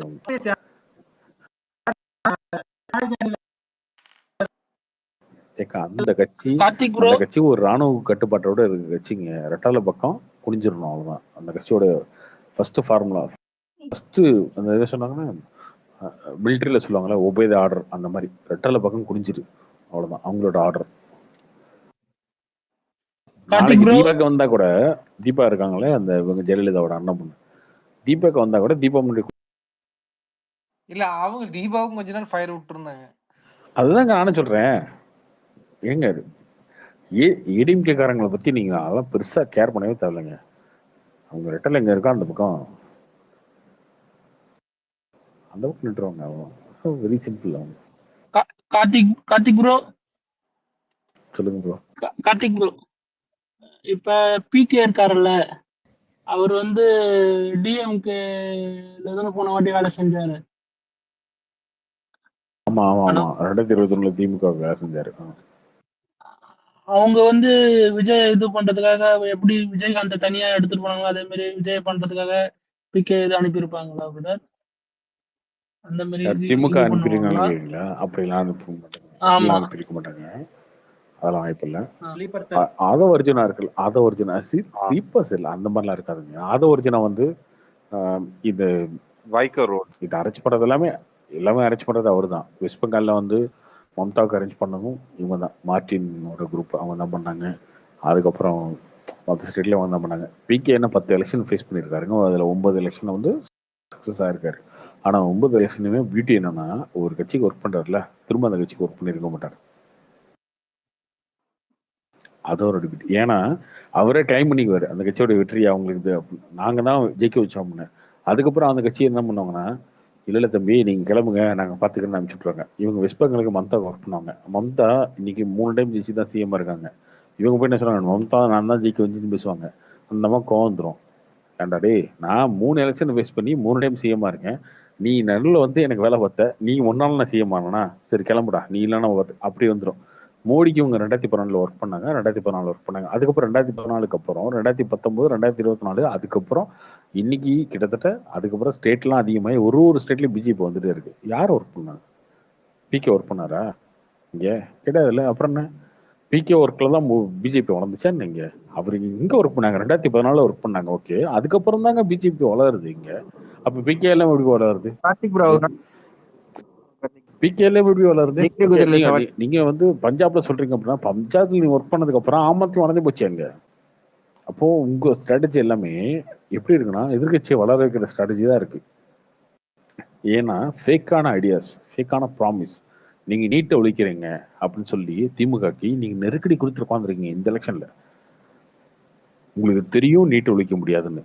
ஆனா நீட்டை பெரிய இஷ்யூ கொண்டு வந்து இதில் நிறுத்தி இந்த எலெக்ஷன் ஜெயிக்க வைக்கணும் அப்படின்ற ஒரு ப்ராமிஸ் கொடுக்குறீங்க, அப்படி ஒரு ஐடியா கொடுக்குறீங்க. அவங்களுமே நீட்டு வெக்கம் மானம் சூடு சுரணம் தான் நீட்டை ஒழிச்சிடலாம்னு பற்றி நீங்க பேசிட்டாரு. இப்போ இந்த எலெக்ஷன் கேட்பாங்கல்ல நீட்டை ஒழிச்சான்னு, நான் ஜிஎஸ்டி ஒழிச்சிட்டோன்னு பேசுறீங்க. நீ ஜிஎஸ்டி ஒழிச்சிருக்க, அதாங்க சொல்றாங்க, ஜிஎஸ்டி ஒழிச்சிடணும்னு பேசுறீங்க. அப்போ நீங்க வந்து நடக்கவே நடக்காத விஷயத்த, நிறைய விஷயங்களை ஃபேக்கான ப்ராமிஸ் பண்றீங்க, பண்ணி ஒரு கட்சி ஜெயிக்க வைக்கிறீங்க. அதுக்கப்புறம் அந்த கட்சி இன்னொரு டைம் வரவே வராது. அப்படித்தாங்க எந்த கட்சியுமே வரல, பிகே ஒர்க் பண்ண கட்சி எந்த கட்சியும். ஏன்னா இவங்க இஷ்டத்துக்கு அடிச்சு விட்டு போயிடுவாங்க எதிர்கட்சியா இருக்கும்போது. அதுக்கப்புறம் இன்னொரு டைம் ரிட்டைன் பண்ணவே முடியாது. நீங்க பாத்தீங்கன்னா 2014 பிஜேபி கேம்பெயினே கிட்டத்தட்ட அந்த மாதிரி தான் இருக்கும். கட்சி தீவி மீட்கிறேன், 15 லட்சம் போடுறேன், அது இவங்க ஒரு கேம்பெயின் பண்ணியிருப்பாங்கல்ல, அந்த கேம்பெயினை சரி பண்றதுக்கே பிஜேபி 5 வருஷம் ஆயிடுச்சு. மோடி அப்படி சொல்லவே இல்லைங்க. மோடி ஆனா கொஞ்சம் கிளவர். அதுல என்ன பண்றாருன்னா, அப்படி பணம்லாம் எடுத்தா பிளாக் மணிலாம் எடுத்தோம்னா 15 லட்சம் வரும் அப்படின்னு சொல்லியிருந்தாரு. அப்படின்றதால அதை சரி பண்ணிட்டாங்க. இவங்க என்ன இஷ்டத்துக்கு பிகேவோடைய டீம் வந்து அடிச்சு விட்டுரும், என்னத்தை வேணாலும் அடிச்சு விடு. அப்படி அடிச்சு விட்டதுக்கு அப்புறம் பாத்தீங்கன்னா அது அந்த கவர்மெண்ட் வந்து ரொம்ப அன்பாப்புலர் ஆயிடும். அதுதான் பிரச்சனை. இவர் எல்லா கட்சியும் நம்பி எப்படி பேசுவாங்க? அடுத்த கட்சி போயிட்டு இதெல்லாம் இந்த கட்சி இப்படிதான் ரன் ஆகுது, இப்படிதான் இருக்குன்ற ஈஸியா வந்து என்ன அது எல்லாமே எனக்கு பெரிய உலக அரசியலாம் ஒண்ணும் கிடையாது. எல்லா கட்சியும் என்னன்னாங்கன்னு ஊருக்கே தெரியுமே. அப்புறம் என்ன உள்ள வச்சு இதை அவர் வச்சு பேச முடியாதுல்ல. இல்ல ப்ரோ, நிதிஷ் கட்சியில வந்து வைஸ் பிரசிடென்டா இருந்தாருன்னு நினைக்கிறேன் ப்ரோ கொஞ்ச நாள். அதுக்கப்புறம் அவரும் அதுக்கப்புறம் இருக்கேன். அதுக்கப்புறம் அனுப்பிச்சுட்டாங்க. அதுக்கப்புறம் இந்த பீகார்ல இருந்தாரு அனுப்பிச்சுட்டாங்க. பீகார்ல இருந்தாங்க அனுப்பிச்சுட்டாங்க. இது உத்தரப்பிரதேச வந்து காங்கிரஸ்க்கு வேலை பார்த்தாரு, அது ஒர்க் ஆகல.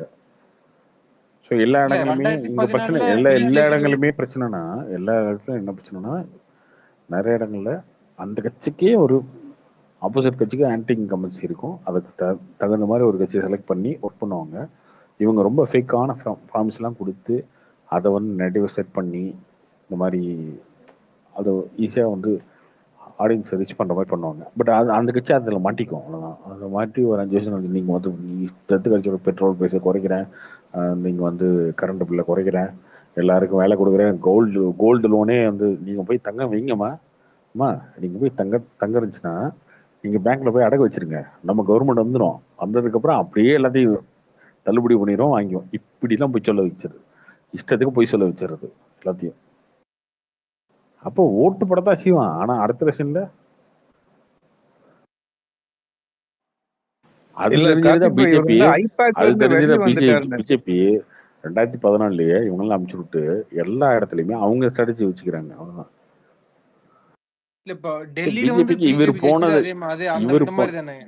அதுதாங்க ஆம் இவர் ஆத்மி போனதுக்கு தேவையில்லாம எக்கச்சக்கமான இலவசங்களை அறிவிச்சு அதுலயே அவரே மாட்டிட்டாரு இதுல ட்ராப்ல.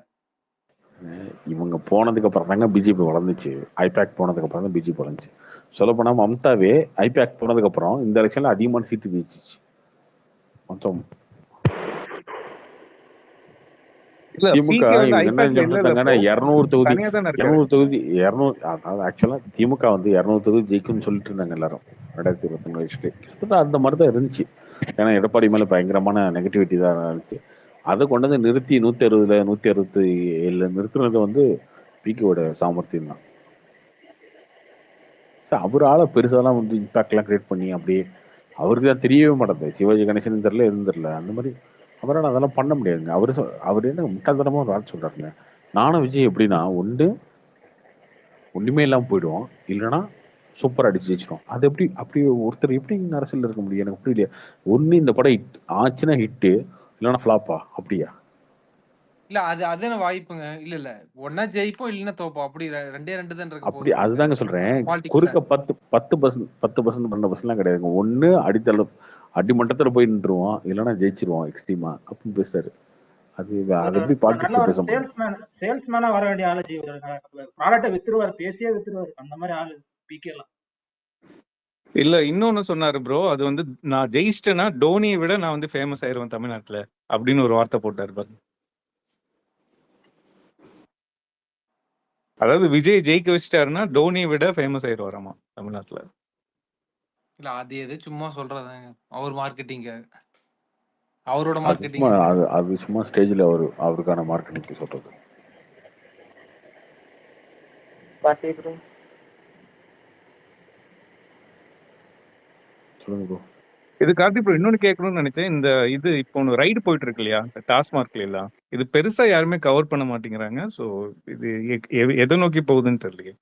ஏங்க அதுக்கு தான் டீலிமிட்டேஷன் இருக்கு, 3 லாங்குவேஜ் இருக்கு, அதுதான் அது மேபி அது இது அதுக்கு இதுக்கு தானே இது ஃப்ரீ எல்லாமே கொண்டு ட்ராக் வராங்க. பண்றதுக்கு வேண்டி அப்படி பண்றாங்களா இல்ல என்னன்னு இல்ல தெரியல. இவங்க நான் இது எடுக்கிற பெரிய பிரச்சனை விஷயங்க. அது வந்து இல்ல என்ன யாருமே கவர் இல்ல பண்ண மாட்டேங்கிறாங்க. இவங்க ஒரு பிரச்சனை எடுத்தானாலே வேற ஏதோ பிரச்சனை மறைக்கிறாங்க அர்த்தம்.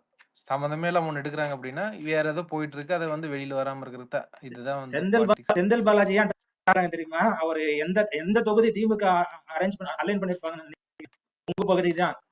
அதான் செந்தில் பாலாஜியை வந்து இது மிரட்டுறாங்க. தொகுதியில ஏதாவது வேலை எல்லாம் செஞ்சா தூக்கிடுவான்ற மாதிரி தான்.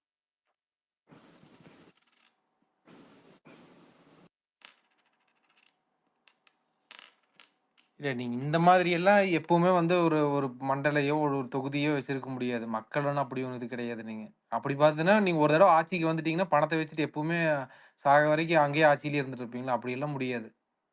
மக்களோட சென்டிமெண்ட் டக்குன்னு ஒரே நாள்ல மாறிடும். கார்த்திக் ப்ரோ.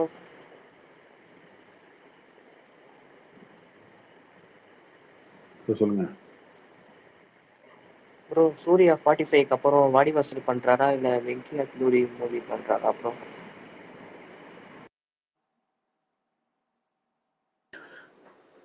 எது பண்ணாலும் வாரிவாசல் ஃபர்ஸ்ட் ரிலீஸ் ஆகுது, அதுக்கப்புறம் ஏதோ ஒரு படம் பண்ணா அந்த படம் தான் ரிலீஸ் ஆகும் நினைக்கிறேன்.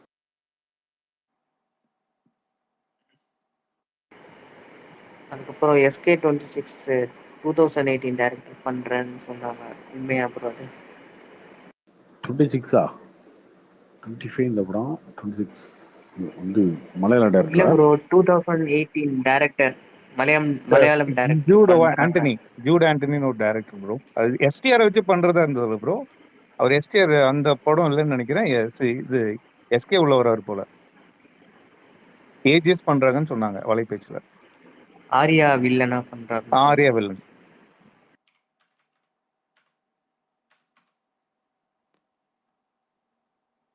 தெரியல ப்ரோ.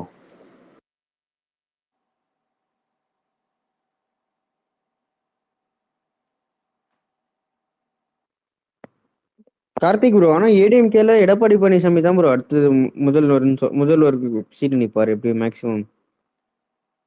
அது யாருன்னா தான் மாத்தினாலும் அவர் தான் நிப்பாரு. அவருக்கு தான் ப்ரோ பவர் இருக்கு. அவர் எடப்பாடி திட்டணும், நீங்க எல்லாம் கேட்டு வசிக்கணும். ஏங்க நான் ஏங்க திட்ட போறேன்? எங்க ஊருக்காரரு நான் ஏன் திட்ட போறேன்? இங்க ஒரு அதெல்லாம் பண்ண மாட்டேன். அப்படிலாம் திட்ட மாட்டேன். நல்லா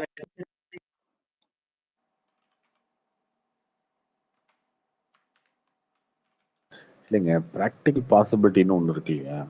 இதுதான் நடக்கும், இது இது வாய்ப்பே இல்லை அப்படின்ற மாதிரி ஒன்று இருக்குல்ல, அப்படிதான் எடப்பாடி சிஎம்மா இருக்கு.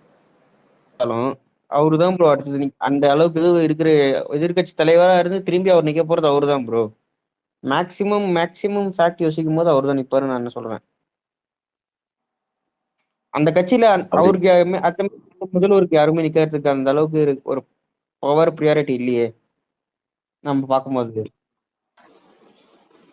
bro, இது எவ்வளோ டைம் பேசியாச்சு, திரும்ப பேசியாச்சு.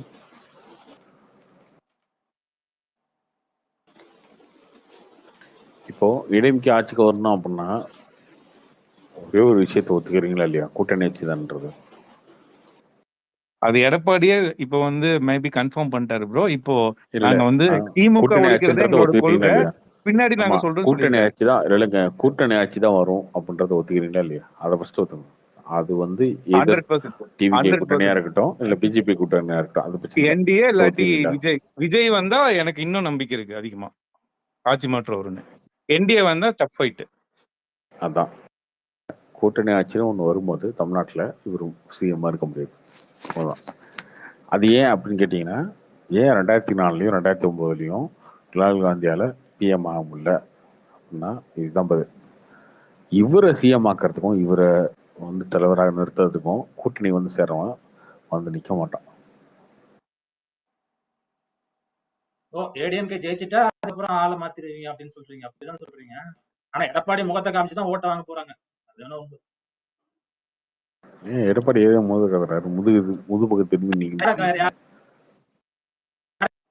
யோ நீ வந்து ப்ரோ இவர் வந்து என்ன எடப்பாடி திட்டு வாங்குறதுக்குனே பேசுறாருன்னு நினைக்கிறேன் ப்ரோ. ஆக்சுவலா இவரு உங்க வாயை புடுங்குறதுக்குனே எடப்பாடியோட இந்த புன் சிரிப்பை பார்த்து தான் ஓட்டு போட்டு தள்ளிட போறாங்க எல்லாரும். சும்மா யோ என்ன எடப்பாடி எப்பயா பார்த்தீங்க நீங்க? 2017 பார்த்தீங்களா? 2018 பார்த்தீங்களா? இன்னமும் எடப்பாடி பிறந்ததுல இருந்து எடப்பாடியாரோட ஃபேன் மாதிரியும் எடப்பாடியாரோட அடிமை மாதிரி பேசிட்டு இருக்காங்க. திமுககாரனே வந்து குடும்ப கொத்தடிமையா இருக்கவனே, கருணாநிதி, ஸ்டாலின், உதயநிதி, அடுத்து இன்பநிதி இருக்கவனே இந்த அளவுக்கு பேச மாட்டான். நீனே பேசிட்டு இருக்க எடப்பாடி இருப்பேன்னு. எடப்பாடி தூக்கி போட்டு டிடிவி வந்தா வேணான்றிருவியா நீங்க? இல்ல சசிகலா வந்தா வேணான்றிருவியா? இல்ல வேற வந்தானே? உனக்கு என்ன ரெட்டல பக்கம் குடி, அவ்வளவுதான் முடிஞ்சு போச்சு. உன் ஆர்டர் என்ன? அதுதானே எடப்பாடினா கார்த்திக் ப்ரோ இப்ப இருக்கிறத விட எடப்பாடி கொஞ்சம் கரெக்டா இருந்த மாதிரி இருக்கிறதால எல்லாருக்கும் கொஞ்சம் எடப்பாடி இது வருது. என்ன கரெக்டா சிஎம் புரியல எனக்கு. 12 பேர் சுத்தாரு தூத்துக்குடியில, அது ஓகேவா? அதுல வேற அந்த அது இல்ல டாக்ஸ் எல்லாம் ஏத்தாம என்ன டாக்ஸ் எல்லாம் அப்படி ஏத்தாம இருந்தாருல்ல. இருந்தாரு? எந்த டாக்ஸ் ஏத்தாம இருந்தாரு அவரு? ப்ராப்பர்ட்டி டாக்ஸ், வாட்டர் டாக்ஸ் எதுவுமே ஏத்தலையா பிரதர்? அவரோட பீரியட்ல ஏதோ கொஞ்சம் கரெக்டா எடுத்துட்டு போன மாதிரி ப்ராப்பர்ட்டி இருக்குல்ல. டாக்ஸ், வாட்டர் டாக்ஸ்னா அதெல்லாம் என்னங்க நீங்க பேசிட்டு இருக்கீங்க நீங்க? இல்ல பிரதர், எனக்கு என்னோட வீட்டு பட்ஜெட்ல அப்ப இருக்கும்போது 12,000 கட்டிட்டு இருந்தோம். ஏறதாங்க செய்யும். 5 வருஷம் கழிச்சு எடப்பாடியில நீங்களே செய்யாமனாலும் உங்களுக்கு எக்ஸ்ட்ரா தான் செலவாகும். அந்த அளவுக்கு கிரெடிட் கொடுத்துட்டு இருக்கீங்க இதுக்கு சம்பந்தம் இல்லாம. அப்படி பாத்தீங்கன்னா வந்து 5 வருஷத்துக்கு முன்னாடி ஜெயலலிதா இருக்கும்போது இதோட கம்மியா இருக்கும். அம்மா ஆட்சி நல்லா இருக்கும்னு பேசுவீங்களா? அதுக்கு முன்னாடி கலைஞர் இருக்கும்போது இன்னும் கம்மியா இருக்கும். இப்படி பேசிட்டு இருக்க முடியுமா? வாடகை வீட்டுல இருக்காங்க தெரியுமா கார்த்திக் ப்ரோ? டாக்ஸ் ஏத்துனா எவ்வளவு பேருக்கு வாடகை அடி விடும் மாசம்? எவ்வளவு ஏத்துட்டாங்க? டாக்ஸ் ஏத்துறது எப்படி? டாக்ஸ் ஏத்துன்றது கவர்மெண்ட்டுக்கு வருமானம் பத்தாம ஏத்துறாங்க, ஓகேவா? நீங்க என்ன 1 லட்சம் கோடி கடனை 5 லட்சம் கோடியை கொண்டு போய் நிறுத்துறீங்க. 5 லட்சம் கோடி இவங்க 10 கோடி 10 லட்சம் கோடி நிறுத்த போறாங்க. நீங்க திரும்ப வந்தாலும் என்ன பண்ணீங்க? 10 லட்சம் கோடியை 15 லட்சம் கோடி 20 லட்சம் கோடின்னு போய் நிறுத்த போறீங்க அடுத்த 5 வருஷத்துல. அதானே நீ இன்னும் நல்லா வச்சு கொடுத்துட்டீங்க. இந்த கையை வந்து முறுக்கிக்கிட்டு, கையில இருந்து முறுக்கு புரிஞ்சுக்கிட்டு. இன்றைக்கு இது ஏன் சொல்கிறோம் என்றால், எங்க அம்மா புரட்சித்தலைவி தங்கத்தலைவி அம்மா அப்படின்னு பேசிட்டு இருப்பீங்க. அதானே வேற என்னையா? வேற கொள்ள மட்டும் தான் அடிச்சீங்க. வேற என்ன பண்ணீங்க? சென்னையில வந்து பிச்சு ஏதாவது கட்டினீங்களா நீங்க? சென்னையில ஏதாவது ஒண்ணு பண்ணீங்களா சொல்லு? சென்னையில மழை வந்துச்சு, புயல் வந்துச்சு, ஏதாவது பண்ணீங்களா? அந்த ஸ்மார்ட் சிட்டி நிதி எங்க போச்சுன்னு தான் கேட்கணும் உங்ககிட்ட.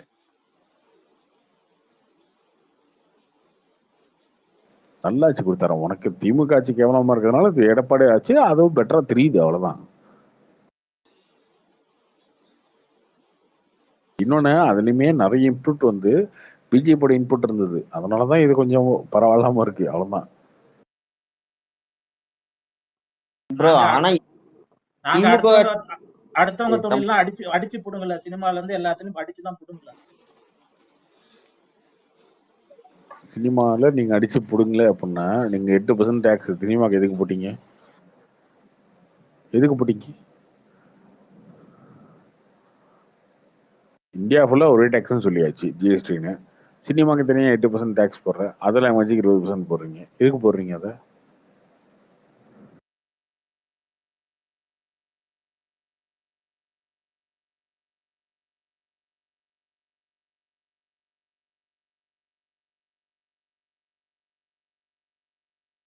ப்ரோ அதெல்லாம் போட்டு தானே ப்ரோ ஆகணும். ஒரு கவர்மெண்ட்ல உட்காரும் போது டாக்ஸ் இதெல்லாம் அவங்க யோசிச்சு போட்டு தானே ஆகணும்.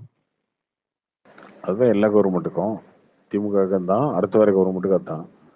அப்புறம் எடப்பாடி என்னமோ சாதனை பண்ணிட்ட மாதிரி தமிழ்நாட்டை தூக்கி நிறுத்திட்ட மாதிரி பேசிட்டு உங்களுக்கு இருக்கீங்க. எடப்பாடி மேல கோவம், அதனால அந்த டிஎம்கே தான் டிஎம்கேவும் சூப்பரா தான் பண்றீங்க. நீங்க அந்த அளவு சப்போர்ட் பண்ண ஆரம்பிச்சிட்டீங்க.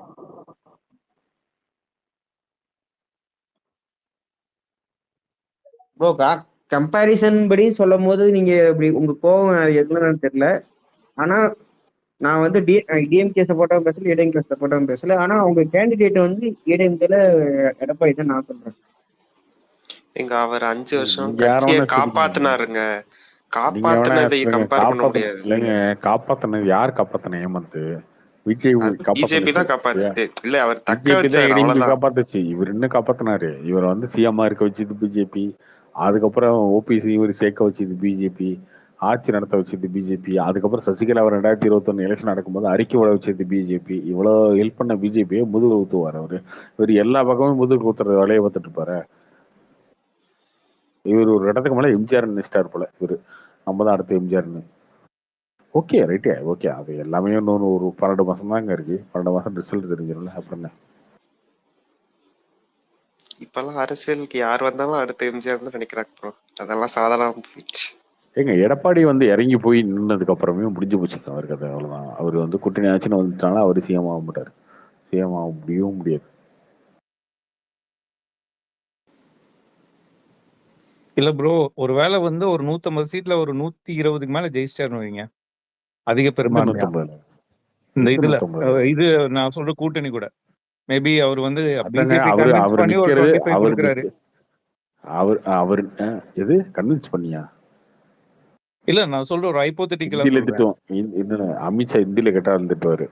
நீங்க யாருங்க சீட்டு கொடுக்கறது பிஜேபிக்கு? நீங்க யாரு சீட்டு கொடுக்கறது பிஜேபிக்கு?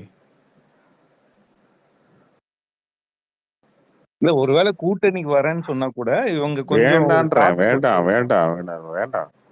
எதுக்கு வரீங்க? என்ன நினைக்கோங்க. அதுதான் இன்னைக்கு அண்ணாமலே நூதனமா சொல்லிட்டார்ல, அதெல்லாம் வராதீங்க அப்படின்ட்டு. 117 117 கொடுத்தா கூட்டணி பத்தி பேசுவோம். அது விஜயண்ணா இருக்கட்டும் இல்ல அண்ணாமலை அண்ணா இருக்கட்டும், அதை பத்தி பேசுவோம். இல்லைன்னா வேணாம், தண்ணி நின்னுக்கோங்க, பார்த்துக்குவோம். இல்ல நீங்க இப்ப தமிழ்நாட்டுல வந்து யாரு ப்ரோ பெரிய கட்சி? இது வந்து பாஜக பெரிய கட்சியா இல்ல அதிமுக பெரிய கட்சியா? நீங்க உங்க ஒப்பீனியன் பாஜக தான் பெரிய கட்சி. பெரிய அதிமுக கட்சினா தான் தனியா பெரிய நிக்க சொல்லுங்க. பெரிய பாஜக கட்சி தான் இல்ல. நீங்க சீட் வாங்கிக்கிங்க. ஒருவேளை நீங்க ஜெயிச்சீங்கன்னா துணை முதல்வர் போஸ்ட் வந்து பின்னாடி பாத்துக்கலாம். ஆஃப்டர் எலெக்ஷன் வந்து பேசலாம். எப்படிங்க இதுதானே ஒரு ஜெயிச்சா நியாயமான ஒரு அவங்கனால ஜெயிச்சோம், இந்த கதையில- தோத்தா அவங்க நீங்களால தோத்தோம். அந்த வார்த்தை கதையில ப்ரோ வேணாம் அதெல்லாம் தம்பி. பின்னாடி இந்த கதையில பேசிக்கலாம் வேணாம் ப்ரோ. தம்பி. ஒருவேளை பிஜேபி நல்லா இல்ல, பெர்ஃபார்ம் அந்த கதை பண்ணிருச்சுன்னா துணை முதல்வர் போஸ்ட் கூட தந்துடலாங்கிறேன். நீங்க வந்து இப்போ வந்து அதிமுக பெரிய கட்சியா பிஜேபி இருக்கிறதுனால ஜெயிக்குதோ நீங்க கொஞ்சம் தோக்குதோ அட்ஜஸ்ட் அது பண்ணி போகலாம். அவங்களோட பர்ஃபார்மன்ஸ் விட்டது. இப்ப இவங்க கூட சேர்ந்து இவங்க என்ன சொல்லுவாங்க, ஜெயிச்சா அவங்கனால ஜெயிச்சோம், தோத்தா எங்களாலதான் தோத்தோம் அப்படின்னுவாங்க. எதுக்கு அந்த பேச்செல்லாம் கேட்டுக்கிட்டு? ஏங்க எடப்பாடி இன்னொன்னு எடப்பாடிக்கு அவ்வளவு சீன்லாம் கிடையாதுங்க. அவர் சொல்றதெல்லாம் யாரும் கேட்கறது ரெடியா இல்ல. இஷ்டம்னா வா, எல்லாம் போயா, நான் தனி நிக்கிறேன். முடுக்கு விஜயம் வந்துட்டாரு, எல்லாம் அண்ணாமலை வந்துட்டாரு. அவர் தனியா உட்காந்து பயமிட்டு இருக்க வேண்டியதான் எடப்பாடி. இல்ல ப்ரோ, எனக்கு தெரிஞ்சு விஜயோட ஃபைனல் காலுக்கு வேண்டி வெயிட் பண்ணிட்டு இருக்காருன்னு நினைக்கிறேன் ப்ரோ எடப்பாடி. ஐயோ, ஒரு விஜய் வந்து final காலம் கன்ஃபார்மா வராது. முடிவு எந்த பண்ணிட்டாரு, காலம் வரவே வராதுயா. மாட்டேன்னு விஜய் பண்ணிட்டாருன்னா இவர் கண்டிப்பா இந்த பக்கம் ஓபன் பண்ணி தான் ஆகணும். என்டிஏ இந்த காலம் வராது.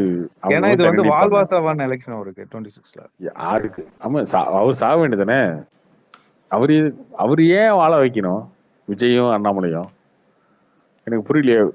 அண்ணாமலைக்கு 40 வயசு, விஜய்க்கு 50 வயசு. இன்னும் அவருக்கு அண்ணாமலை 30 வருஷம் அரசியல் பண்ணாரு, விஜய் 20 வருஷம் பண்ணாரு. எடப்பாடி எதுக்கு வள வைக்கணும் அவங்க 2 பேரும் சேர்ந்து? ஆமா ஆமா, எங்க கட்சி அழியும்னு நினைக்கிறவங்க கட்சி முதல்ல அழியும்.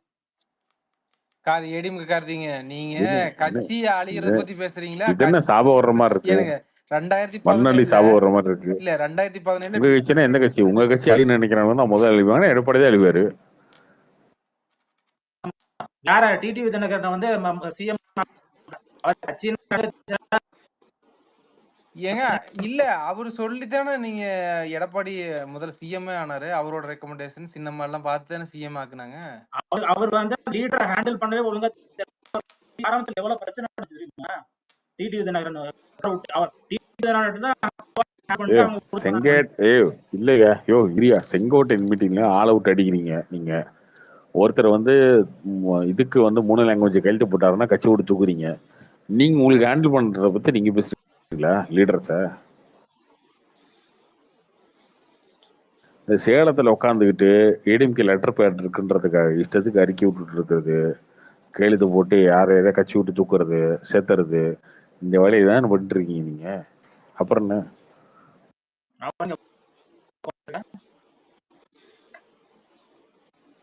முதல்ல உங்களை ரிட்டர்ல பிடிக்கிட்டு விட்டாதான் சரி வரும்னு நினைக்கிறேன். இரு, எந்த பக்கம் போனாலும் உங்களுக்கு மிதிதான், கவலைப்படாதீங்க.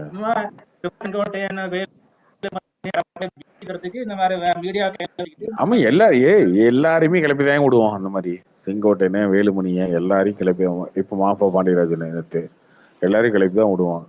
மொத்தமா இதே மாதிரி எப்படி ஓபிஎஸ் வந்து வாட்டர் பாட்டில் அடிச்சு வெளில துறதுங்க, அதே மாதிரி வாட்டர் பாட்டில் அடிச்சு எடப்பாடிய ராயப்பேட்டை ஆபீஸ்ல இருந்து வெளில துறதுவாங்க பாரு. கை குழந்தை ரவுடிகளை கூட்டு வந்து கட்சியா அடிச்சா குழந்தைய அடிச்சுட்டோம். அதே ரவுடிங்க வச்சு உங்களை அடிக்க மாட்டாங்களா? பார்க்க தானே போற பாரு. இந்த கட்சி ஜெயக்குமார் மண்டல கொட்டுக்கா வைக்க போறாங்கன்னா பாரு. இந்த கட்சி ஆபீஸ் வந்து புனிதமான விஷயம். அங்க ரவுடி வச்சு எல்லாம் அடிச்சு கொடுக்கலாம். எந்த அதிமுக தொண்டர்களும் அடிக்க மாட்டான். தம்பி உங்களை பத்தி எனக்கு தெரியும். நீங்க லெட்டர்ல இருக்க பக்கம் குடிஞ்சிருவீங்க. அது நாங்க ஃபைனல் கால்ல வச்சுக்குவோம். யார்கிட்ட லெட்டர்ல கொடுக்கணும். தினகரன் கையில கூட தான் இருந்துச்சு, அடிச்சு வெளியே அமிச்சாச்சுல்ல. சரியா? இப்ப என்ன வெளில அமிச்சாச்சுன்னா நீங்க தான் அமிச்சிங்களா? பிஜேபி தான் அமிச்சிச்சு. தினகரன் தூக்கி ஜெயில போடுறது பிஜேபி தான் பண்ணிச்சு. அதே மாதிரி உங்களை தூக்கி செய்யறதுக்கு எவ்வளவு நாள் ஆகும்? என்னமோ நீங்க அது உங்களை நம்பி பிஜேபி பண்ண தப்பியா? உங்களை நம்பி பிஜேபி அன்னைக்கு வந்து தினகரன் திமிரா இருந்தாரு, எடப்பாடி அடிமையா இருந்தாரு. இன்னைக்கு அடிமையா தினகரன் இருக்காரு, எடப்பாடி திமிரா இருக்காரு, அவ்வளவுதான். ஆனா நாங்க அப்படிதானே இருக்கோம். அந்த ஒரு படத்துல சொல்லுவாங்களே, புள்ள பூச்சிக்கெல்லாம் கொடுக்க முளைக்குன்னு கனவா கண்டு. அதெல்லாம் முளைக்கதான் செய்யும். யாருக்கா இருந்தாலும் பதவி வந்துட்டா முளைக்கதான் செய்யும். அது ஒண்ணும் பண்ண முடியாது. ஓகே, அப்பப்ப வந்து கொடுக்க உடைக்கணும்ல, இன்னொன்னு அது உடைச்சுதான் ஆகணும், வைப்பாங்க. செயலாளர் இருந்து சிஎம் இருக்காரு ஒருத்தர், பொதுச் செயலாளர் இருக்காரு. அந்த மாதிரி எல்லாம் எந்த கட்சியிலயும் நடக்காது. சரியா? இன்னொரு கீழே இருக்க ஒரு ஆளு சிஎம் ஆக்கிக்கிறோம். நீ ஏன் ரொம்ப வருத்தப்படுற? சிஎம்மா இருந்தவரே திரும்ப சிஎம் ஆகணுமா? ஒரு செங்கோட்டையனையோ வேலுமணியோ வேற ஒருத்தர் ஆக்கிக்கிறோம். நீ ஏன் ரொம்ப கவலைப்படுற? எந்த கட்சியிலுமே இந்த மாதிரி நடக்காதுன்னு நான் சொல்றேன். உங்க கட்சியில நடக்க இல்லையா? அப்புறம் என்ன செங்கோட்டையன் ஆக்கிக்கிறோம்? பாவம் எம்ஜிஆர் காலத்துல இருந்து இருக்காரு, அவர் சிஎம் ஆனா உனக்கு என்ன பிரச்சனை? இல்ல கார்த்திக் ப்ரோ, அண்ணாமலை ஆகி விட்டுருங்க சிஎம்மா. ஏங்க அது என்ன பண்ணுன்றதா அவங்க தாங்க முடிவு பண்ணுவாங்க. அமித்ஷாவும் மோடியும் முடிவு பண்ணுவாங்க. ப்ரோ அவங்க இங்க என்ன ப்ரோ பண்ண முடியும்? எம்பில 40 சீட்டு ஜெயிக்க முடியல, சிஎம் எலெக்ஷன்ல என்ன ப்ரோ பண்ண முடியும்? அதுக்கு என்ன பண்ண முடியும்? 2014 ஒரு சீட்டு ஜெயிக்க முடியல திமுக. திரும்ப 2019 ஜெயிக்கலையா? 2021 ஆட்சிக்கு வரலையா? வெற்றி தோல்றது சகஜம் தம்பி. இந்த மாதிரி ஏதாவது பூமர்த்தனமா பேசிட்டு இருக்காதீங்க சம்பந்தம். ஒரு கட்சி ஜெயிக்கும், இன்னும் 5 வருஷம் கழிச்சு அதே கட்சி தோக்கும். இது இயல்பு தானே. ஜெயிக்கிறவன் ஏங்க ஒரு நிமிஷம், ஜெயிக்கிறவன் தோக்கிறவன் ஜெயிக்கவே மாட்டானா? ஜெயிக்கிறவன் ஜெயிச்சுட்டே தான் இருப்பானா? இது என்ன லாஜிக்? இது எனக்கு புரியல. எனக்கு காங்கிரஸ் சீமான் 60 சிஎம் வருஷம் ஆண்ட ஆச்சு. கட்சிங்க. எங்க இருக்கு இன்னைக்கு? காங்கிரஸ் 60 வருஷம் ஆண்ட கட்சி இந்தியாவை. எங்க இருக்கு இன்னைக்கு கார்த்திக் ப்ரோ காங்கிரஸ்? தமிழ்நாட்டு ஆண்ட கட்சி காங்கிரஸ் எங்க இருக்கு இன்னைக்கு? கூட்டணியில தான் இருக்கு. எல்லாமே மாற்றம் தாங்க வரும், அவ்வளவுதான். போன எலெக்ஷன் தோத்துறீங்க. ஆமா, போன எலெக்ஷன் தோத்துட்டோம். உங்க கட்சியை என்ன கழிச்சிட்டாங்களா என்ன? இருக்குல்ல, அதை விட ஸ்ட்ராங்கா தானே இருக்கு. போன எலெக்ஷனோட இன்னைக்கு ஸ்ட்ராங்கா தானே இருக்கு. அடுத்த எலெக்ஷன் இருக்கு, அதுக்கு அடுத்த எலெக்ஷன் இருக்கு. ஓகே, அப்படிதானே இருக்கும்.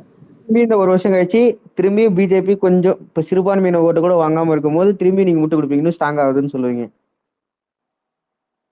ஏங்க இன்னும் 50 வருஷம் கூட ஆட்டுங்க. நானும் கேட்கிறேன், கட்சி லைவ்ல இருக்கா இல்லையா? இந்த கட்சி இருக்கு, இந்த மாதிரி காங்கிரஸ் இருக்கா? காங்கிரஸ் ஆண்ட கட்சிங்க தமிழ்நாட்டுல. காங்கிரஸ் ஆண்ட கட்சி, ஓகேவா? அந்த கட்சி எப்படி இருக்கு இன்னைக்கு? அவங்க கட்சிக்கு ஒரு தலைவர் இருக்காரு இல்லையா? அவங்க கட்சி கூட்டணியில இருக்குல்ல. அவங்க கட்சிக்கு 10 எம்பி இருக்காங்கல்ல. நீங்க சொல்றீங்க இல்லையா, அதே காங்கிரஸ் கட்சிக்கு 10 எம்பி இருக்காங்கல்ல தமிழ்நாட்டுல. என்ன இருக்கு அவங்க நாய்ஸ்? அவங்களுக்கு எங்க ஓட்டு இருக்கு, ஓட் பேங்க் இருக்கு? தனியா நிக்க முடியுமா அவங்களால? ஒரு எலெக்ஷன்ல கேண்டிடேட் போட முடியுமா? பிஜேபி எல்லாம் முடியல இன்னைக்கு. அப்புறம் என்ன? ஜெயிக்கிறது தோக்குறது யார் 1984 பண்ணாங்க? இல்ல ஏன் ஜெயிக்கிறது தோக்குறதுன்றது எலெக்ஷன் மாறுங்க. பட் அந்த கட்சி எந்த அளவுக்கு வளருதுன்றது ஒண்ணு இருக்குல்ல. இல்ல ப்ரோ அடிமட் 1984 தான் ஃபர்ஸ்ட் வின் பண்றாங்க, ஒரே ஒரு சீட் மட்டும். அப்போ நீங்க இப்ப பேசுறீங்க பாத்தீங்களா, இதே மாதிரி தான் அன்னைக்கு பேசி சிரிச்சிட்டு இருந்தாங்க. ப்ரோ ஏங்க பூத் இந்தியா கேம்ப் ஒரே ஒரு சீட் ஜெயிச்சிருக்கு, நீங்க எல்லாம் எப்போ ஆட்சிக்கு வருவீங்க, நீங்க வர முடியுமா அப்படின்னு பேசுனது எங்க இப்ப அதுதாங்க எல்லாத்தையுமே பண்ணுவாங்க. இப்ப நீ சொல்றாங்க பூத் கமிட்டியில, ஓகே, இல்லாம இருந்துட்டு போகுது. இல்லாம இருந்துட்டு போகுதுங்க. 2026 போடுவாங்க, அதுக்கப்புறம் போடுவாங்க. இதுதானங்க ப்ராசஸ். டிவிக்கெல்லாம் பூத் கமிட்டியோட தான் கட்சி ஆரம்பிச்சிட்டாங்களா? நாம் தமிழர்லாம் வந்து ஆரம்பிக்கும் போது 234 தொகுதி கேண்டிடேட்டோட தான் ஆரம்பிச்சிட்டாங்களா? அப்படித்தானே ஒரு கட்சி வளரும். எனக்கு புரியல, என்ன பேசுறீங்க நீங்க லாஜிக் இல்லாம? இல்ல ஒரு ப்ரோ, கட்சி எப்படி ஏடிஎம்கே கூட வளரும்? இருந்தா டிவிகே ஒரு சப்போர்ட் இருக்கலாம் ப்ரோ. பூத் லெவல்ல அவங்க இன்எக்ஸ்பீரியன்ஸ் தானே, இல்ல ஃபர்ஸ்ட் டைம் போறாங்க. இப்போ ஒரு கூட்டணி கூட போனா வந்து ஒரு சப்போர்ட் இருக்கும்ல இல்ல லெஜெண்ட் பூத் ஃபர்ஸ்ட் லெவல்ல. பூத்துலயும் இருக்காது, இதுலயும் இருக்காது. ஏன் நீ வேற? அவங்க முதுகுல தான் குத்துவாங்க. அவனுக்கு வேலை பார்ப்பானு நீ நினைக்கிறியா? எலும்பிக்காரனுங்க அவனுக்கு திமிரா பேசிட்டு இருக்கானுங்க. எடப்பாடி தான் சிஎம்னு பேசிட்டு இருக்கானுங்களே. அவனுக்கு வேலையே பார்க்கல. 2021 இவனுங்க பாமகவுக்கு வேலை பார்க்கல, பிஜேபிக்கு வேலை பார்க்கல. இவனுக்கு தொகுதிக்கு மட்டும் தான் இவனுக்கு வேலை பார்த்துட்டானுங்க. 2019 எலெக்ஷன்லயுமே அந்த 22 தொகுதி பை எலெக்ஷனுக்கு மட்டும் தான் வேலை பார்த்தாங்களே தவிர மீதி எந்த தொகுதியும் வேலை பார்க்கல. அவங்க பார்க்கவே மாட்டாங்க ஏடிமிக்காரனுங்க. அவன் சூழ்நிலத்தின் உச்சத்துக்கு மாறிட்டானுங்க. அவனுக்கு வேஸ்டியா? அவனுங்க எல்லாம் வந்து நீங்க தூக்கி பிடிச்சிட்டு அவங்கள வச்சு ஜெயிச்சிடலாம் நினைக்கிறதெல்லாம் முட்டாள்தனம். ப்ரோ கார்த்திக் ப்ரோ ஓட்டு டிரான்ஸ்ஃபர் ஆகாது, ஓட்டு கன்வெர்ட் ஆகாதுங்க ஏடிஎம் கேட்டுறது. அவனுக்கு சொல்றேன் வந்து இந்த எப்படின்னா, விஷயம். இல்ல ப்ரோ, அவனுக்கு இவர் வந்து விஜய்க்கு வேண்டிதானே ப்ரோ. இவர் வந்து வெயிட் பண்ணிட்டு இருக்காரு. எடப்பாடி வந்து விஜயோட ஃபைனல் காலுக்கு தான் வெயிட் பண்ணிட்டு இருக்காரு. எப்பதான் விஜய் வருவாரு? எடப்பாடி ஒரு சுயநலவாதிங்க. அந்த கட்சியே சுயநல கட்சியா மாத்திட்டாருங்க. இன்னைக்கு நீங்க வந்து காங்கிரஸோ விசிகாவோ ஒரு தொகுதியில் நின்றுனா திமுக ஓட்டு போடுறான் அப்படியே விசிகாக்கு, திமுக அப்படியே ஓட்டு போடுறான் காங்கிரஸுக்கு. எடப்பாடி பழனிசாமி அதிமுகக்கு அதனால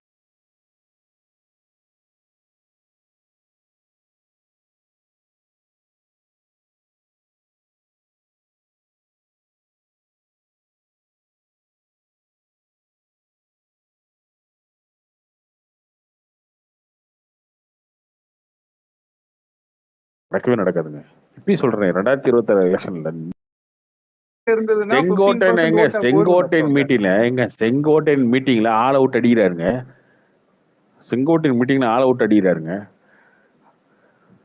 அந்த ஆளு. அவரு இத்தனைக்கு செங்கோட்டையன் அவர் கட்சியில இருக்க ஆளுங்க. செங்கோட்டையன் இவரோட சீனியர். இவர் ஆக்சுவலா செங்கோட்டையன் தான் சிஎம் ஆக வேண்டியது. அவர் அந்த ஆப்ஷன் வேணான்னு அவர் எடுக்கல. அந்த முடிவை யார் எடுத்தாங்கன்னா சசிகலா எடுத்தாங்க. செங்கோட்டையனுக்கு கொஞ்சம் விவரம் தெரியும், இவர் சிஎம் ஆக்கினா நாளைக்கு ஏதாவது சிக்கல் வந்துட போதும் அப்படின்னு சொல்லி எடப்பாடி தான் ஒண்ணுமே தெரியாதவன் அவனை சிஎம் ஆக்கணும். இது அந்த அம்மா சொன்ன வார்த்தை. கணக்கெல்லாம் கரெக்டா கொடுத்துருவாரு. எடப்பாடிக்கு ஒண்ணுமே தெரியாதுன்னு ஆக்கினேன், ஆனா இவன் தான் முதுகில் குத்திட்டான் அப்படின்ற அந்த அம்மா எனக்கு தெரியும் மியூச்சுவல் கோர்ட்டை சொன்ன வார்த்தை. இல்ல சசிகலா தான் சொல்றேன். செங்கோட்டையனுக்கு வேற ஒழுங்கா எடுக்க மாட்டேங்கிறேன். இதோட எடுத்துக்காட்டு தேவையில்லாம அந்த அம்மா வாழ்க்கையில எடுத்த தப்பான டிசிஷன் அதான். அந்த அம்மா வாழ்க்கையில எடுத்த தப்பான டிசிஷன் அதான். அந்த அம்மா மட்டும் ஒத்துக்கிட்டானே. அந்த அம்மா அதான் சொல்றாங்க, நான் வாழ்க்கையிலே பண்ண பெரிய தப்பா அதான் சொல்லிட்டாங்களே. எடப்பாடின்ற ஒருத்தரை நம்பினது தான் தப்புன்னு. இன்னைக்கு எடப்பாடி தானே. நீங்க தேமுதிகவுக்கு முதல்ல குத்துறீங்க, செங்கோட்டையனுக்கு முதல்ல குத்துறீங்க. இப்ப உங்க கூட கூட்டணி சேர்ந்து விஜய் ஒரு 60 தொகுதி 70 தொகுதி வாங்கிட்டு நின்னாலும் விஜயை தோக்கடிக்கிறது என்ன வேலையா அதான் பார்ப்பீங்களே தவிர நீங்க ஜெயிக்கிற வேலையை பார்க்க மாட்டீங்க. ஐயோ எட்டப்பனோட ஜாதியா அது, அது எடப்பாடின்றவன் வந்து எட்டப்பன். அது அந்த ஆளை வச்சுட்டு ஒண்ணுமே பண்ண முடியாது. அது வேஸ்ட், அது நடக்காத காரியம். அந்த ஆளு ஜெயிக்க மாட்டாரு. ஐயோ அந்த ஆளு ஜெயிக்க மாட்டாரியா, அடுத்தவன் ஜெயிக்க விட மாட்டாரியா. டிஎம்டிகே தொகுதி ஜெயிக்கலையா கூட்டணி சேர்ந்து 2011ல? டிஎம்டிகே வெளியே போறாருங்க. டிஎம்டிகேக்கு வந்து அப்ப ஜெயலலிதா இருந்தாங்க. ராஜ்யசபா சீட் அப்ப ஜெயலலிதா இருந்தாங்க. அப்ப ஜெயலலிதா இருந்தாங்க. அப்ப ஜெயலலிதா இருந்தாங்க. அப்ப ஜெயலலிதா இருந்தாங்க. எடப்பாடின்ற எட்டப்பம் கிடையாது. எடப்பாடின்ற எட்டப்பம் இருக்க வரைக்கும் அதிமுகக்கு கார்த்தி ப்ரோ நீங்க ஹிஸ்டரி எடுத்து பாத்தீங்கன்னா ஏடிஎம்கே ஜெயலலிதா இருந்தப்பில இருந்தே இந்த மாதிரி தான் இருக்கு. நான் இப்ப வாஜ்பாய்க்கு என்ன பண்ணாங்க? அப்படி பண்ணா கூட அவங்க அந்த கட்சியை ஸ்ட்ராங் பண்ணி ஜெயிப்பாங்க. ஓகேவா? அந்த கட்சியை அது ஸ்ட்ராங் ஓகே. பண்ணி நான் சொல்றது எப்படின்னா இவங்க வந்து ஏடிஎம்கே வந்து இவங்க இல்லைங்க. ஏடிஎம்கே என்னைக்குமே கிடையாது. 2011 விஜயகாந்தோட கூட்டணி. அதாங்க சொல்றேன். 2011 விஜயகாந்த் கூட்டணி சேர்ந்து விஜயகாந்த் கட்சியை உடைப்பாங்க அவங்க. இவங்க இல்ல தம்பி, ராஜ்யசபா சீட்டு கொடுக்காம வெளியே போற மாதிரி எங்க ஏடிஎம்கேன்ற புத்தி அதாங்க எப்பயுமே. அது ஜெயலலிதாவோட புத்தியும். அவங்க ஜெயலலிதாவுமே ஆனா என்னன்னா அவங்க வின் பண்ணிடுவாங்க. ஜெயலலிதா எப்பயும் வின் பண்ணிடுவாங்க. அவங்களுக்கு கஷ்டமா இருந்துச்சு. எடப்பாடிக்கு அதெல்லாம் கிடையாது. இவங்க வேலையே என்னன்னா எவனா ஒருத்தனை அந்த டைம்ல வேணும்னு யூஸ் பண்ணிட்டு அதுக்கப்புறம் வந்து தூக்கி எறியாது இல்லைன்னா முதுகுல குத்துறதுதான் இவங்க வேலை. இந்த கட்சி ஒரு கேவலமான ஒரு என்னங்க கேவலமான புத்தி இருக்கு வச்சுங்க. அது ஏங்க இவங்க தொண்டர்களே அப்படிதாங்க வந்து கட்டையில் பண்ணி வச்சிருக்காங்க. இவங்க ஓட்டு போட மாட்டாங்க. நீங்க வேணா பாத்துக்கோங்களேன். நீங்க வந்து அண்ணாமலா போய் இல்லைங்க அண்ணாமலா போய் கூட்டணி நின்னாலும் சரி, விஜய் போய் கூட்டணி நின்னாலும் சரி, ஏடிஎம்கே தொகுதியிலாம் ஏடிஎம்கே ஓட்டும் விஜய் ஓட்டம் விழுவோம். ஆனா டிவிகே இருக்க தொகுதிகள் எல்லாம் இவனுங்க போய் திமுக ஓட்டு போட்டுருவானுங்க. டிவிகே ஓட்டு விழுவாது. இந்த டிஎம்கே ஏன் சப்போர்ட் பண்றாங்க? விசிகா கட்சி அடமானம் வச்சுட்டாங்க. டிஎம்கே ஓட அதான் சப்போர்ட் பண்றாங்க. அவங்க கட்சியா மிங்கிள் ஆயிட்டாங்க. பேருக்கு தான் அந்த கட்சி இருக்கு, பேரு அடமானம் வச்சுட்டாங்க கட்சியை. அப்ப டிஎம்கே காரனுங்க உயிரை கொடுத்து வேலை செய்ய மாட்டாங்களா தேர்தல்ல? அது மாதிரி டிவிக்கு வந்து என்ன சொல்றீங்க? உங்க கூட கூட்டணி வரவங்க எல்லாருமே உங்க கிட்ட வந்து அடமான வைக்கிற நீங்க இல்ல கார்த்தி நீங்க என்ன சொல்றீங்க அப்படின்னா நீங்க கூட்டணிக்கு வாங்க, எல்லா உலகம் எங்களை ஜெயிக்குவீங்க, நீங்க அப்படி போயிருங்க வெளியே அப்படிங்கிற மாதிரி நீங்க பேசிட்டு இருக்கீங்க. ஏங்க அந்த கட்சி புத்தியே இருந்தாங்க. ஏங்க எடப்பாடி பழனிசாமி அந்த புத்தி தான் உட்காந்துருக்காரு. நாங்க யாரு தெரியுமில்ல? நாங்க எம்ஜிஆர் வாங்க எங்களை ஜெயிக்க வச்சு சிஎம் ஆக்குங்க, அதுக்கப்புறம் போக பேசிட்டு இருக்காரு. பிரச்சனை எப்படி ஆரம்பிச்சிச்சு? விஜயகாந்த் எங்களாலதான் ஜெயிச்சோம்னு சொல்லி அவர் பிரச்சனை ஆரம்பிச்சாரு. அதுக்கப்புறம் தான் பிரச்சனை. ஆமா, இதுல உண்மைதானே. அவரால் ஜெயிச்சிங்க. அப்புறம் என்ன அவரை நம்பி இல்ல கார்த்திக் 2011 விஜயகாந்த் பண்ணது பெரிய தப்பு. அப்ப வந்து டிஎம்கே கூட போயிருந்தா ஏடிஎம்கே வந்திருக்கு. அது தெரியுமா உங்களுக்கு? அது மக்கள் நல கூட்டணி சொல்றீங்களா? விஜயகாந்தே வந்து அந்த கட்சியை உடைச்சு எத்தனை சின்ன பண்ணி அதனாலேயே மனுஷன் வந்து சீக்கு வந்து செத்து போயிட்டாரு. கூட்டணி தர்மன்றீங்களா? இப்ப ஜெயிச்சதுக்கு அப்புறம் எங்களாதான் ஜெயிச்சீங்க, நீங்களா ஒண்ணுமே இல்லாம பேசுறது கூட்டணி தர்மமா? அப்படிதான் பேசிட்டு இருக்கீங்க. நீங்க தோத்ததுக்கு அப்புறம் பிஜேபியில இன்னைக்கு தான் அண்ணாமலை சொன்ன வார்த்தை தான், எங்க கூட இருந்தா தோத்துருவீங்க, நாங்க நோட்டா கீழே இருக்க கட்சி அப்படின்னு கிண்டல் அடிச்சவங்களாம் இன்னைக்கு வந்து சேருங்க கூட்டணின்னு சொல்லி கெஞ்சுறாங்க அப்படின்னு சொன்னாங்கல்ல. வெக்கமால உங்களுக்கு? வெக்கமால தென்னைக்கன்னு சொல்லியா எடப்பாடியா? நீங்க ஒரு ஆளு, நீங்க தோத்துட்டா அடுத்தவன் நாள் தோத்தேன், ஜெயிச்சா உங்களால ஜெயிச்சேன் அடுத்தவன், அப்படி பேசுவீங்களா நீங்க? உங்களுக்கு என்ன புத்தி? இது என்ன புத்தி? உங்க கட்சிக்கு பரம்பரை புத்தி அது. எப்பயும் அப்படிதான் பேசுவீங்க. அது கேவலமான கட்சி அது.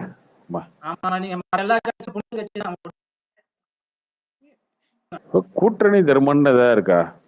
தோத்துட்டா இவங்களால தோத்தாங்களாம், ஜெயிச்சுட்டா உங்க ஓட்டுலதான் அவங்க ஜெயிச்சாங்க. 2019 எலெக்ஷனுக்கு அப்புறம் கேபி முனுசாமி என்ன சொன்னாரு தெரியுமா? கேட்டீங்களா இல்லையா? அதெல்லாம் நீங்க பேசாதீங்க. விஜயகாந்த் வந்து ஏடிஎம் டிஎம்கே துரோகம் பண்ணாலதான் உடம்பு சரியாம செத்தாரா? ஏங்க இப்படிலாம் பேசுறீங்க? ரொம்ப கேவலமா இருக்கு இதெல்லாம் கேட்க. உண்மைதானே? அதுதான் உண்மை. எனக்கு கட்சியை எனக்கு உடைச்சு அத்தனை பேர்த்தையும் அங்க இழுத்தா மனுஷன் நொந்து நூலாக மின்னாவாரு கேக்குறேன். நீங்க அவர் வந்து ஆமா சீக்கானது அதெல்லாம் பண்ணிட்டு அதெல்லாம் பண்ணிட்டு அதே விஜயகாந்த் எத்தனை டைம் ஜெயலலிதா திட்டிருக்காரு. அந்த மண்டபத்தை வீடியோ உடைச்சது எடுத்து யாரு? பாரு தம்பி. மண்டபத்தை உடைச்சது யாரு? தம்பி தம்பி தம்பி அந்த வீடியோ எடுத்து பாரு தம்பி. விஜயகாந்த் என்னென்ன பேசியிருக்காரு ஜெயலலிதா பத்தி நீ எடுத்து பாரு. உங்க கூட கூட்டணிக்கு வர்றதுன்னா ஒழுங்கா இருக்கணும். கட்சி அரசு பவர் கல்யாண நீங்க மண்டபத்தை நீங்க யோசிச்சீங்கன்னா விஜயகாந்துக்கு ஏன் போற? விஜயகாந்துக்கு ஏன் போற? விஜய்க்கே தான் பண்ணீங்க. விஜய் வந்து உங்களுக்கு ஆதரவா ஓட்டு கேட்டாரு 2011. அதே விஜய் நிக்க வச்சீங்க நீங்க தலைவால. எதுக்கு டைம் போட்ட ஒரே ஒரு வார்த்தைக்காக. இத்தனைக்கும் விஜய் உங்களுக்கு ஓட்டு கேட்டாருயா பிறந்த 2011. நாள் அது என்ன பிறந்த நாள் பிறந்த நாள் கொண்டாட்டத்தை பெரிய கட்சி மாநாடு மாதிரி பண்ணாங்க. அதான் கடுப்பா இருந்தது. ஐயோ, ஓவரா பண்ணது. அவங்க இல்ல இல்ல கட்சி மாநாடு இல்ல இல்ல பண்றாங்க, எனக்கு மாநாடு கார்த்திக் ஒண்ணு பண்றாங்க, புரியல. என்னமோ இப்போ பண்றாங்க. உங்களுக்கு நீங்க திட்டாங்களா? மட்டும்தான் எனக்கு இல்ல புரியல இல்ல எனக்கு. நீங்க இல்ல மட்டும் அந்த இதெல்லாம் பண்ணணுமா? இல்லையா வேற யாரும் இல்ல அவங்க பண்ணக்கூடாதா? அவங்க பிறந்தநாள் மாநாடு பண்றாங்க, என்னமோ பண்றாங்க. உங்களுக்கு என்ன பிரச்சனை? அவங்க இல்ல ஜெயலலிதா நீ திட்டினாங்களா? கிடையாதுல்ல. அவங்க 2011 ஓப்பனா வந்து ஜெயலலிதாக்கு சப்போர்ட் பண்ணாங்க, ஓட்டு கேட்டாங்க. ஆனா அதே ஜெயலலிதாக்கு சப்போர்ட் பண்ண ஓட்டு கேட்டவங்கள நீங்க நிக்க வச்சீங்க, அவமானப்படுத்துறீங்க, அசிங்கப்படுத்துறீங்க. நீங்களாம் ஒரு பேசலாமா? நீங்க வந்து அடுத்த கூட்டணி தர்மத்தை பத்தி பேசலாமா? உங்க கட்சியே அட்லீஸ்ட் அப்படிதான். நாங்களாவது அட்லீஸ்ட் நாங்களாவது முதுகுல நேரா தான் குத்துறோம். மத்த கட்சி மாதிரி ஏனுங்க அப்படியே மனசாட்சி அடிமை எல்லாம் பேசாத. இல்ல இல்ல DMK மனசாட்சி மாதிரி எல்லாம் அடிமை பேசாதீங்க. கொத்தடிமையாக்கி வச்சுக்கல. மத்த இல்ல கூட்டணி இல்ல கட்சி கொத்தடிமை. இல்ல நீங்க இல்ல ஓ இல்ல நீங்க நீங்க அது முதுகுல தான் அது குத்துப்பீங்க. உங்க மூக்குல குத்துறத பாக்குறியா? இப்ப ரத்தம் பொல பொலன்னு ஊத்த போகுது பாரு இந்த எலெக்ஷன்ல. இல்ல அது உங்க இல்ல இல்ல மூக்குல அது குத்து முதுகுல குத்தி குத்துறதுன்னு எப்படி ரத்தம் ஊத்த போகுது தூங்கிட்டு பாரு. இருக்கும்போது குத்துறீங்க? ஏன் ஏன் கார்த்தி அது கொத்தடிமையாக்கி அடிமையா வச்சுக்கிறத விட இது முதுகுல குத்துறது எவ்வளவு தேவையில்லதான் ஆச்சு. ஓ கொத்தடிமையாக்கி அடிமை வச்சிருக்கவனு கூட தான் வச்சிருக்காங்க அவங்க. உங்கள மாதிரி கிடையாது. முதல்ல குத்துற வேலை இல்ல. தேமுதிகவுக்கு போய் ஏல தேமுதிகவுக்கு ராஜ்யசபா கொடுக்குறேன்னு சொல்லிட்டு பேசிட்டு வந்து ராஜ்யசபா இல்லைன்றீங்க இன்னைக்கு. நாங்க சொன்னோமா அப்படின்றீங்க. நாங்க சொன்னோமா? நீங்க சொல்லாம எப்படி அந்த அம்மா சொல்லுவாங்க? எனக்கு புரியல. எனக்கு நீங்க சொல்லாம எப்படி அந்த அம்மா சொல்லுவாங்க? ஏன் இது இன்னைக்கு வந்து சொல்றீங்க? முன்னாடி சொல்ல வேண்டியதானே? நாங்க சொல்லவே இல்ல இல்லைன்னு. கார்த்திக் ப்ரோ இருக்கிறது 66 எம்எல்ஏ ப்ரோ. அதுல 34 எம்எல்ஏ அவங்களுக்கு எப்படி ப்ரோ ராஜ்யசபா சீட் கொடுக்க முடியும்? இதெல்லாம் இல்ல அப்படி இல்ல என்ன ஆஃபர் பண்ணீங்க? இதெல்லாம் நீங்க வந்து கூட்டணி என்ன ஆஃபர் வைக்கிறதுக்கு முன்னாடி பண்ணீங்க? யோசிக்கணும். இதெல்லாம் ஆஃபர் பண்றதுக்கு முன்னாடி யோசிச்சிருக்கணும். இல்ல நீங்க எல்லாம் ஆஃபர் கூட்டணி பண்றதுக்கு முன்னாடி வைக்கிறதுக்கு முன்னாடி யோசிச்சிருக்கணும். யோசிக்கணும். ஆஃபர் பண்றதுக்கு முன்னாடி இல்ல யோசிக்கணும். ஆஃபர் நீங்க ஒண்ணு பண்றதுக்கு முன்னாடி இல்ல இல்ல ஏங்க ஏங்க பாருங்க, அரசியல்ன்றது வாய் வார்த்தை தான். சரியா? இந்த அக்ரிமெண்ட் எல்லாம் போட்டு கோர்ட்ல கேஸ் எல்லாம் போட முடியாது. சொன்னா செய்வான் அப்படின்ற ஒரு நம்பிக்கை தான். அப்படிதான் இருக்கணும். இப்போ ஒண்ணு சொல்றாங்க அப்படின்னா ஒரு கட்சி நாங்க இதை பண்றோம் அப்படின்னா, நாளைக்கு போய் நீங்க கோர்ட்ல கேஸை போட்டு இந்த கட்சி எனக்கு இது தரேன்னு சொல்லிச்சு தரல அப்படின்னு சொல்லி கோர்ட்ல கேஸ் எல்லாம் போட்டு நிரூபிக்க முடியாது. இது என்ன சொத்து பிரச்சனை? அதெல்லாம் பண்ண முடியாது. நம்பிக்கை தான் வாழ்க்கை. அந்த நம்பிக்கையே கிடையாது. நம்பிக்கைக்கு 0 அடையாளம் தான் எடப்பாடி. எடப்பாடி எப்படி வேணாலும் பேசுவாரு, என்ன வேணாலும் பேசுவாரு, மாத்தி மாத்தி உருட்டுவாரு, முதுகுல குத்துவாரு, அவரு சொன்னது இல்லைன்னு சொல்லுவாரு, ஆமான்னு சொல்லுவாரு. அவரெல்லாம் நம்பிட்டு ஒரு கட்சி நின்னா அப்படித்தான். அவர் வந்து எஸ்டிபிஐயோட கூட்டணி சேரும்போது என்ன சொல்லியிருப்பாரு? நான் பிஜேபிக்கு காலம் ஃபுல்லா எதிர்க்கிறேன்னு சொல்லிட்டு நேத்து வந்து உருட்டாரு. என்னன்னு? ஏங்க எங்களுக்கு திமுக மட்டும் தாங்க எதிரி, வேற எல்லாம்.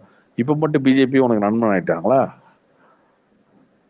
இல்ல நீ குல்லா போட்டு உட்காந்துற போறியாங்க? வந்து சிந்தாம சிதறாம இல்ல ப்ரோ. திமுகவோட ஓட்டை சிந்தாம சிதறாம வாங்கணும். அதுக்கு நாங்க என்ன வேணாலும் பண்ணுவோம். யாருமே எதிரி கிடையாது. திமுக மட்டும் தான் எதிரி. நீ என்ன வேணாலும் பண்ணுவ ராஜா. கூட்டணி 6 நீ மாசத்துக்கு என்ன அப்புறம் வேணாலும் பண்ணுவ. அதாவது நீ என்ன வேணாலும் பண்ணுவ. நீ என்ன வேணாலும் பண்ணுவ. கூட்டணிக்காக நீ என்ன வேணாலும் பண்ணுவ. ஆனா அடுத்தவன் பண்ண மாட்டான். நீ உன் கூட்டணிக்காக என்ன வேணாலும் பண்ணுவ. நீ வந்து கூட்டணிக்கு என்ன வேணாலும் செய்வ. எந்த லெவலுக்கு வேணாலும் இறங்குவ. கோவத்தோட ரேஞ்சுக்கு. அது எங்களுக்கு தேவையில்லையே. உங்க தலைவர் சொன்னது எங்களுக்கு தேவையில்லை. நாங்க இறங்க வேண்டிய அவசியம் இல்லை. அந்த மாதிரி அப்படி யாருமே இறங்க மாட்டாங்க. ஒரு நம்பிக்கை இல்லாத ஒரு தலைவரியா எடப்பாடி. அவர் பேச்சுல சுத்தம் கிடையாது, அவர் வார்த்தையில சுத்தம் கிடையாது. அவர் ஈகோல அவர் அழிக்க போறாரு. அவர் கூட சேர்ந்து அதிமுக அழிக்க போறாரு. அவ்வளவுதான். அப்படி தப்பிக்கணும்னு நினைச்சா அதிமுக கேட்டு வெளில வாங்க. அதுக்கப்புறம் பாத்துக்குவோம்.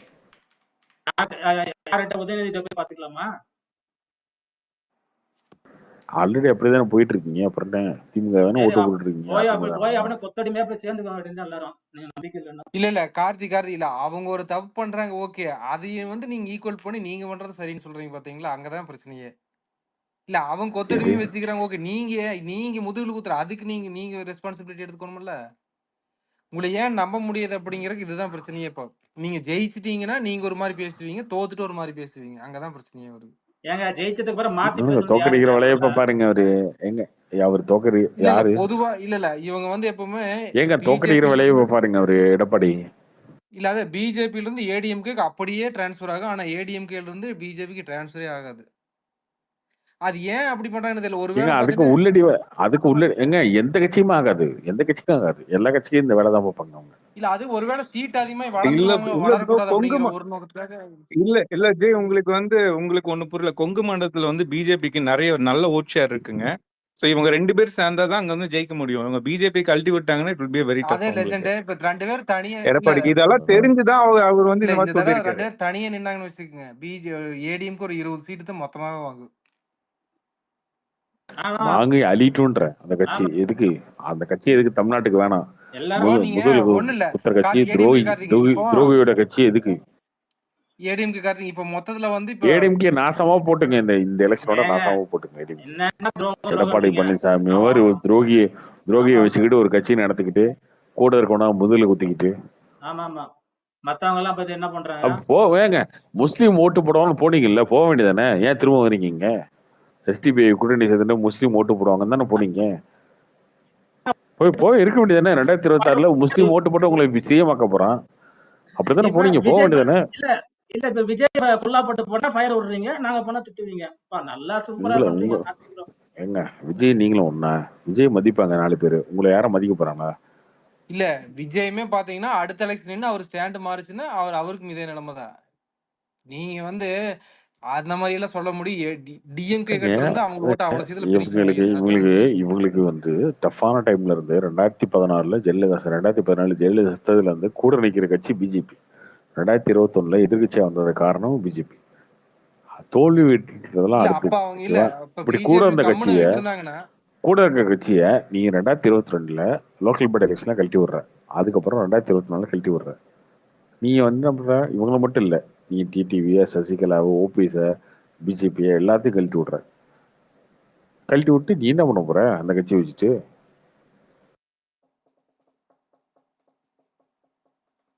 அவங்க கழட்டி விடனா கட்சி என்னைக்கோ அடமான வச்சுட்டு போயிருவாங்க. இல்ல ஏடிஎம்கே ஆல்ரெடி புரிஞ்சுக்க மாட்டேங்கிறாங்க. தான் அடமானிச்சிட்டீங்க. ஐயோ, நீங்க ஆல்ரெடி தான் அடமானிச்சிட்டீங்க. இல்ல ஏடிஎம்கே எடப்பாடி லாயல்ட்டி பாருங்க, ஓபிஎஸ் நம்பிக்கை இல்லாத ஓபிஎஸ் எதுக்கு நம்பிக்கைக்கும் தூக்குனாங்கன்னு நம்பிக்கை. நினைக்கிறீங்க? அவர் பிஜேபியோட பயங்கர லாயல்ட்டி காமிச்சனாலதான் சசிகலா முதல்ல ஓபிஎஸ் தூக்குனது. அதை முதல்ல புரிஞ்சுக்கோங்க. இது என்ன புது கதையா இருக்கு? ஆமா ஏங்க ஓபிஎஸ் அந்த வந்து அம்மாவே எதுக்கு ராஜினாமா தூக்கிட்டாங்க. செஞ்சு ஓபிஎஸ் இல்லையோ லூசா நீங்க? ஓபிஎஸ் தூக்குனப்ப பிஜேபி கூட்டணில இருந்து வெளில வந்தது. இப்போ அவர் அப்பயே பிஜேபியோட பயங்கர லிங்க்ல அப்ப நீங்களுமே அலைன்ஸ் தான் இருந்தீங்க. நீங்க தான் இல்ல அதுக்கப்புறம் போய் மோடி தான் நீங்க ஜெயிப்பாரு, ஆட்சி 4 மோடி தான் வருஷம் 330 தொகுதி ஜெயிப்பாரு, மோடி பக்கத்துல போய் நின்னீங்களே. அப்ப எப்படி நீங்க ஓபிஎஸ் தூக்குனதுக்கு அப்புறம் இருந்தீங்க? அந்த ஆவி எப்படி வந்து பேசிச்சு? குருமூர்த்தி வந்து ஓபிஎஸ் மூலமா பேசி அந்த தர்மயுத்தம் ஆரம்பிச்சது. ஐயோ அதெல்லாம் ஓகே. அதுக்கப்புறம் தான் கூட்டணி சேர்ந்தீங்க அண்ணன் தம்பின்னு. அப்புறம் என்ன அண்ணன் 2 பேரும் அண்ணன் மாத்தி கூப்பிட்டு இருந்தீங்க. அப்புறம் என்ன? இல்ல இவங்களுக்கு என்ன அந்த 2017ல இருந்து 21 வரைக்கும் 4 வருஷம் ஆட்சி வச்சிருக்கிறதுக்கு அந்த சென்ட்ரல் கவர்மெண்ட்ல செஞ்ச அந்த இதே போயிட்டாருங்க. தெரியாதாட்டிருக்கு. அவர் போயிட்டாரு. இல்ல அவர் போயிட்டாரா? போயிட்டாரு.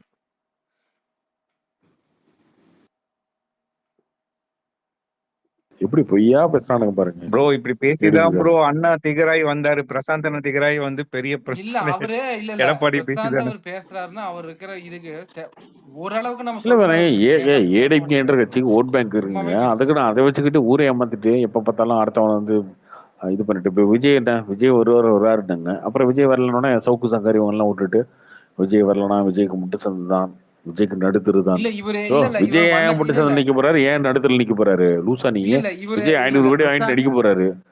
இல்ல பிரசாந்த் அவர் ப்ரோ என்னங்கிறாரு அப்படின்னா மண்ணை காக்குறவங்க நம்ம மண்ணுக்காக அப்படிங்கிறாங்க. இப்ப இருக்கிற ஆட்சியில மண்ணை போற வெட்டி ஏத்தி கொண்டு போய் கேரளா ஏத்திட்டு இருக்காங்க. அதெல்லாம் யாருமே பேச மாட்டாங்க. பிரசாந்த் பேசலாம் விடுங்க, அவரு இன்னொருத்தவங்க பேசிட்டு இருப்பாரு போயிட்டு. நீ விஜய் வரன்னு பேசுறீங்க. அதுக்கப்புறம் விஜய் வரலன்னா சகு சங்கரை விட்டு விஜய்க்கு முட்டு சந்துதான், விஜய்க்கு ஒரு நடுத்தருதான். விஜய் ஏன் முட்டு சந்தை நிக்கணும்? அவர் போய் திரும்ப நடிச்சாலும் போடுறாங்க ப்ரோ வீடியோ. ஏன் கதறி அழுதுட்டு இருக்கீங்க? எனக்கு புரியா எனக்கு. விஜய் திரும்ப நடிச்சாருன்னா 300 கோடி சம்பளம் வரப்போகுது அவருக்கு என்ன பிரச்சனை இருக்கு? நீ சரி ஓகேவா பேசுவோம். 117 கொடு. நீ என்ன பிறக்கும் போது எம்ஜிஆர் மாதிரியே பிறந்த? நீ என்ன நீ ஒரு 10 வருஷம் சிஎம்மா இருந்து 15 வருஷம் ஆக போறியா? நீயும் ஃப்ளூக்ல சிஎமான ஒரு ஆளு, இல்ல விஜய் வந்து ஃப்ளூக்ல சைபரா சிஎமான ஆளு தானே, இருக்கிறது அப்புறம் என்ன? ஓகேவா இல்ல 20 சீட்டு வந்து வாங்கி கௌரவமா இருக்கிறது ஓகேவா? அண்ணன் பாத்துக்குவாருன்னு சொல்லி சவுக்கு சங்கர் பேசிட்டு இருக்காரு அதெல்லாம் இல்ல அதெல்லாம் இல்ல தேவையில்லையே. டெய்லியும். ஏங்க நீங்க இல்ல எங்க விஜய் கௌரவத்தை பத்தி ரொம்ப கவலைப்படுறீங்க? நீங்க இல்ல இல்ல விஜயோட லெஜெண்ட் கௌரவத்தை நீங்க பத்தி ஒண்ணு நீங்க ஏன் கவலைப்படுறீங்க? இல்ல உங்களுக்கு என்ன லெஜெண்ட் கவலை விஜய் பத்தி? ஏங்க விஜய் என்னவோ பண்ணிட்டு போறாருங்க, கட்சியை கூட மூட்டு போறாருங்க, கட்சியை கழிச்சிட்டு போறாருங்க, உங்களுக்கு என்ன கவலை விஜய் பத்தி? விஜய்க்கு என்னங்க தெரியுங்க? விஜய்க்கு தெரியுங்க அந்த கட்சியை எப்படி நடத்தணும், என்ன பண்ணணும்னு அவருக்கு தெரியும். நீங்க என்ன டிக்டேட் பண்ணிட்டு இருக்காதீங்க அவர்கிட்ட உட்காந்து. கூட்டணி வரலன்னா அவ்வளவுதான். யோ போயான கூட்டணி என்ன எடப்பாடியோட கூட்டணி ஆரம்பிச்சு இந்த கட்சி ஆரம்பிச்சாரு என்ன? இல்ல இல்ல லெஜெண்ட் நீங்க ஞாபகம் வச்சுக்கோங்க. இவங்க வந்து இவங்களோட தலைமையில ஆட்சிக்கு வரணுமா இல்ல வந்து கூட்டணி சேர்ந்து நாசமா போகணும்னு அவங்க தான் முடிவு எடுக்கணும். விஜயா இருந்தாலும் பிஜேபியா இருந்தாலும் தனியா நான் அவங்க ஒரு என்னங்க 10 நான் வருஷம் வந்து நிக்காம ஜெயிக்க நான் முடியாது. அண்ணாமலையே சொல்றேங்க. அண்ணாமலையே தயவு செஞ்சா இந்த எடப்பாடிலாம் ஒரு ஆள்னா அந்த ஆளுக்கெல்லாம் கூட்டணி சேர்ந்துடாதீங்க. இல்ல இவங்க தனியா வரணும் முதுகு அப்படின்னா அட்லீஸ்ட் ஒரு முதுகுத்து ஸ்பெஷலிஸ்ட் அவரு. அவர் கண்டிப்பா முதுகுல தான் குத்துவாரு, ஓட்டுறாரு. இல்ல இப்ப நீங்க அவரு ஒடிசாலயே அந்த மாதிரி பாத்தீங்கன்னா ஆளு. 15 வருஷம் தனியா வெளிய நின்னு அதுக்கப்புறம் இப்ப வந்துக்கிறாங்க. நீங்க வந்து கூட்டணியிலேயே போயிட்டு இருந்த திடீர்னு ஒரு வருஷத்துக்கு முன்னாடி வெளிய வந்து பிரிச்சு வந்து அதுக்கப்புறம் நீங்க பிரச்சாரம் பண்ணி நீங்க வந்துருவீங்களா? அப்படியெல்லாம் வரவே முடியாது. நீங்க வந்து நீங்க எப்படி வர்றீங்க அப்படிங்கிறத கூட்டணி சேர்ந்து இந்த 30 வருஷம் இருக்கிற மாதிரி இருந்துக்கிறீங்களா? இல்ல ப்ரோ திமுக அ. இல்ல ப்ரோ சவுக்கு என்ன பேசுறேன்னா திமுக வீழ்த்தறதுக்கான வந்து இது வந்து கூட்டணி தான். நீங்க வந்து இல்ல இல்ல இப்ப என்டிஏ கூட இல்ல இல்ல போடலன்னா இல்ல விஜய் இல்ல கண்டிப்பா வந்து இல்ல இல்ல பாஜக இல்ல கூட போக லெஜெண்ட் முடியாதுல்ல. இல்ல அப்ப விஜய்க்கு இருக்கிற ஒரே இல்ல இல்ல ஆப்ஷன் வந்து இதுதான். இல்ல சீமானும் அவர் லெஜெண்ட் வேண்டான்ட்டார்ல நீங்க ப்ரோ. இல்ல இல்ல விஜய் வந்து லெஜெண்ட் சீமான நீங்க ஒண்ணு வேண்டான்ட்டாரு. புரிஞ்சுக்க லெஜெண்ட் மாட்டேங்கிறீங்க. லெஜெண்ட் ஒண்ணு புரிஞ்சு லெஜெண்ட் அப்போ ஒண்ணு வந்து புரிஞ்சுக்கோங்க. இல்ல இல்ல இதுக்கு தான் ஒரு எடப்பா ஆப்ஷன் இருக்கு. இல்லைங்க இப்ப இவங்க 2 இல்லைங்க பேரும் எடப்பாடி நம்பிக்கையான தலைவர் கிடையாது. ஃபர்ஸ்ட் அதை புரிஞ்சுக்கோங்க, ஓகேவா? அவர் வந்து நம்பிக்கையான ஆள் கிடையாது, அவர் நேர்மையான ஆளும் கிடையாது. அவர் எப்படி வேணாலும் பேசும். அரசியல்வாதிட்டு நேர்மை கேட்குறீங்கன்னா அப்படிலாம் நான் சொல்ல விரும்பல, ஓகேவா? அரசியல்வாதி ஊழல் பண்ணுவான், நேர்மலா வரும், அது ஓகே. பட் சொன்ன வார்த்தையை மாத்தி பேசுறவரு, அவர் வந்து அவருக்கு தேவைன்னா என்ன வேணாலும் பண்ணுவார், யாரை வேணாலும் தூக்கி எறிவாரு, அந்த மாதிரி ஆளு. எடப்பாடி மாதிரி ஒரு பச்சவந்தியை பார்க்க முடியாது. அவரை நம்பிட்டுலாம் ஒரு கூட்டணி போறது அப்படின்றது உங்களை நீங்களே வந்து மொத்தமா புதக்குள்ள போட்டு மண்ணெல்லி போட்டுக்கிற மாதிரி. அது வேஸ்ட். விஜய் வந்து அவர்கிட்ட போய் கூட்டணி சீட்டு வாங்கி நின்னாரோ அவர் தோக்கடிப்பார். விஜயை தோக்கடிச்சுட்டு அவரோட ஓட்டை கன்வெர்ட் பண்ணிக்குவார் எடப்பாடி. அப்படி இல்லை, ஒரு வேளை நீங்க ஜெயிச்சு கூட்டணி ஆச்சு வந்துச்சுன்னா உங்க எம்எல்ஏ எல்லாம் விலைக்கு வாங்கிடுவாரு, இல்லைன்னா திமுக விலைக்கு வாங்கிடும். எடப்பாடி தான் ஒரு ஆளுன்னு எடப்பாடி நம்பிட்டு போய் நீங்க இன்னைக்குன்னா சவுக்கு சொல்றவர் முடிச்சதுதான்.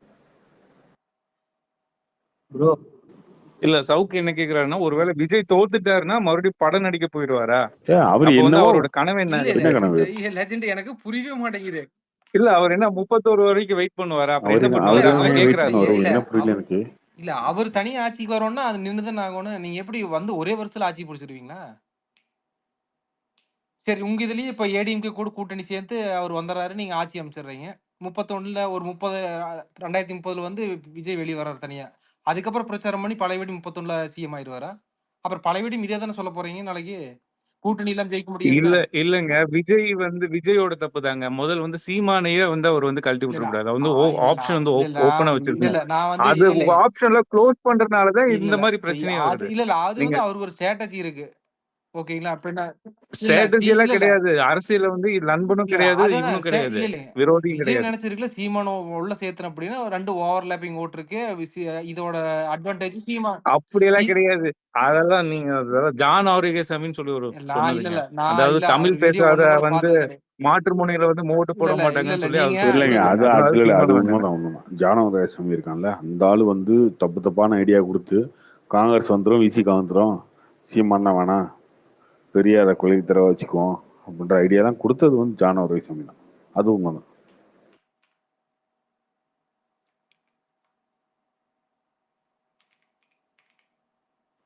கார்த்திக் ப்ரோ, ஆனா நம்ம என்னதான் இவ்வளவு பேசினாலும் எடப்பாடி தான் கார்த்திக் ப்ரோ அவங்க முதல்வருக்கு சீட்டுக்கு உட்கார வைப்பாங்க. நம்ம என்னதான் கதறினாலும் கத்தினாலும். ஏங்க இவ்வளவு நேரம் திட்டினது பத்தாதாங்க மறுபடியும் உண்மை இல்ல யோ இல்ல எடப்பாடி முதல்வரானா, யோ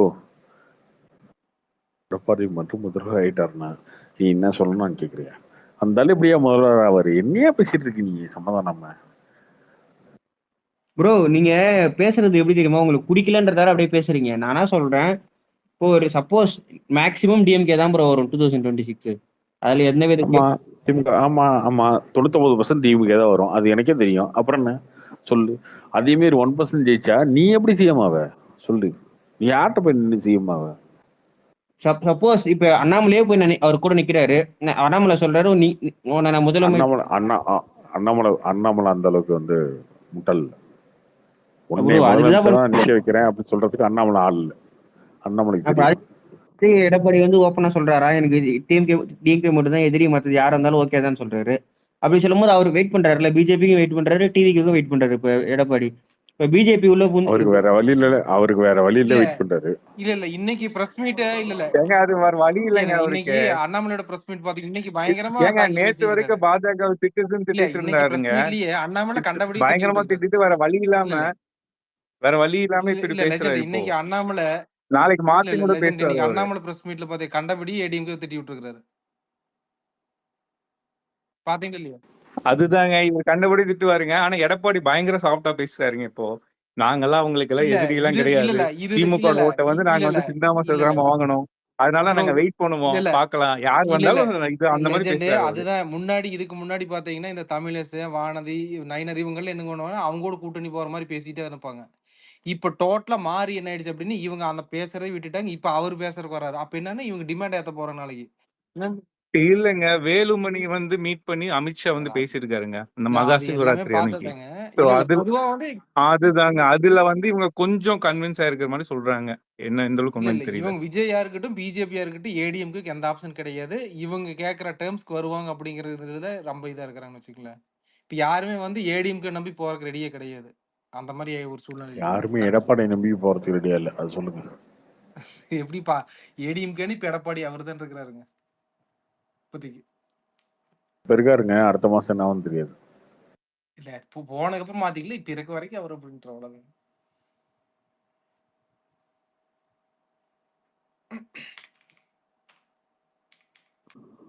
இந்த கேபி ப்ரோ என்ன சொல்றீங்க சொல்லுங்க ப்ரோ.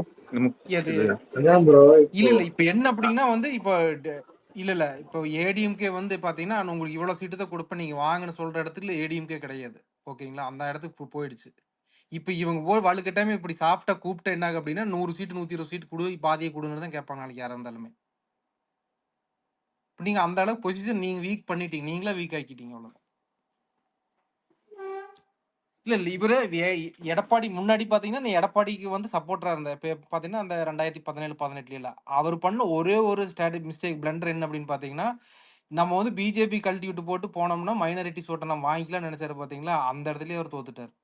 அதுக்கப்புறம் எனக்கு தெரிஞ்சு அதுல இருந்து நீ எந்திரிக்கிற வாய்ப்பே கிடையாது அப்படிங்கறதா. நிறைய ஓட்ஸ் அதனாலதான் மாறின ரீசன் அதுதான். ப்ரோ கொஞ்ச நேரம் இருக்கு ப்ரோ. கேபின்னு ஒருத்தர் ரொம்ப நேரம் கை தூக்கிட்டு இருக்காரு, அவர் பேசுறேன்னு இருக்காரு.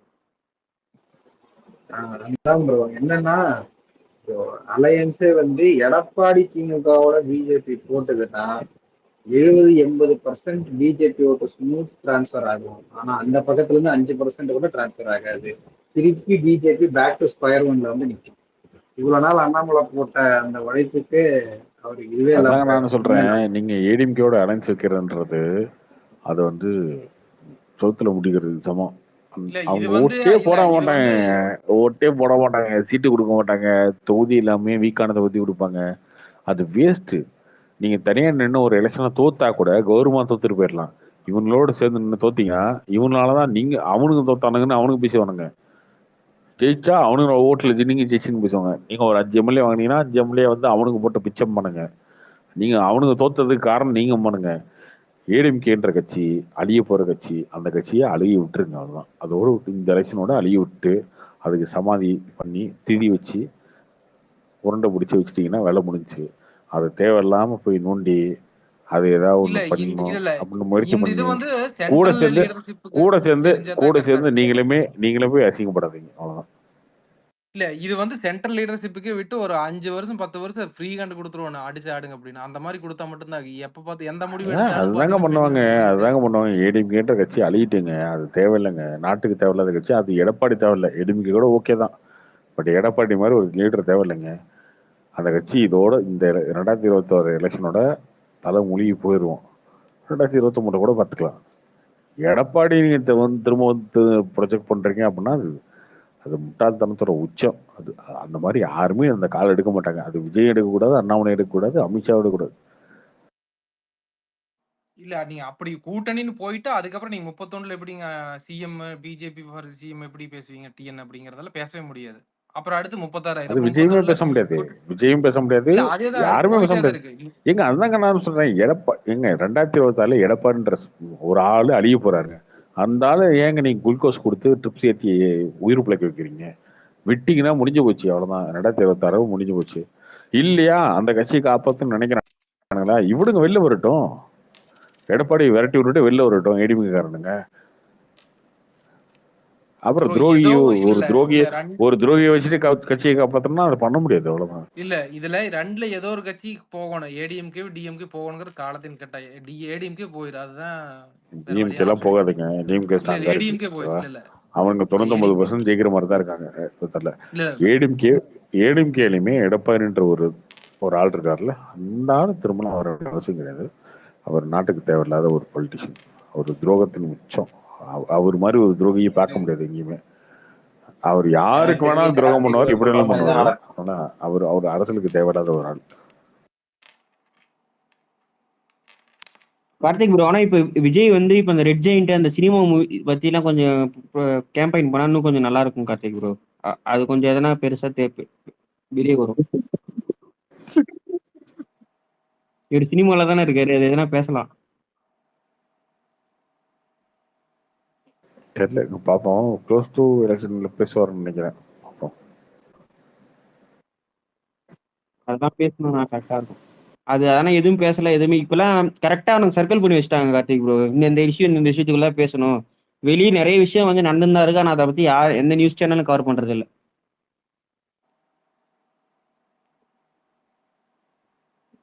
கொஞ்ச நாளுக்கு முன்னாடி ஒரு ஸ்கூல் இருந்துச்சு, அது போயிடுச்சு. இப்ப டாஸ்மாக் போயிங்குது, எதுவுமே போறது இல்ல.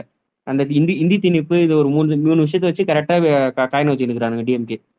இல்லைங்க இது போனாலுமே அடுத்து இன்னொன்னு எடுத்துட்டு கடைசி ஒரு 6 மாசத்துல வேலை பார்த்துக்கலாம், மேட்டர்ல. இப்போ நடக்கிறதுல ஒன்றும் பெருசெல்லாம் இருக்காது. இல்ல அவங்க மீடியா வந்து அவங்களோட கைக்குள்ள இருக்கிறதுங்கிற ஒரே இதுலதான் இந்த அளவுக்கு நரேட்டிவ் பில்ட் பண்றாங்க. அது இல்ல அப்படின்னா அவங்க எதுவுமே கடைசி 6 மாசத்துல மாறிடும். இந்த மீடியா இருக்கிற சப்போர்ட் நம்பிக்கையில இவ்வளவு நரேட்டிவ் பில்ட் பண்ணிட்டே போறாங்க. ஒன்னுட்டு மாத்தி ஏதாவது கொண்டு வந்துட்டே இருக்கிறாங்க. சம்பந்தமே இல்லாத பிரச்சனைகள் இல்ல.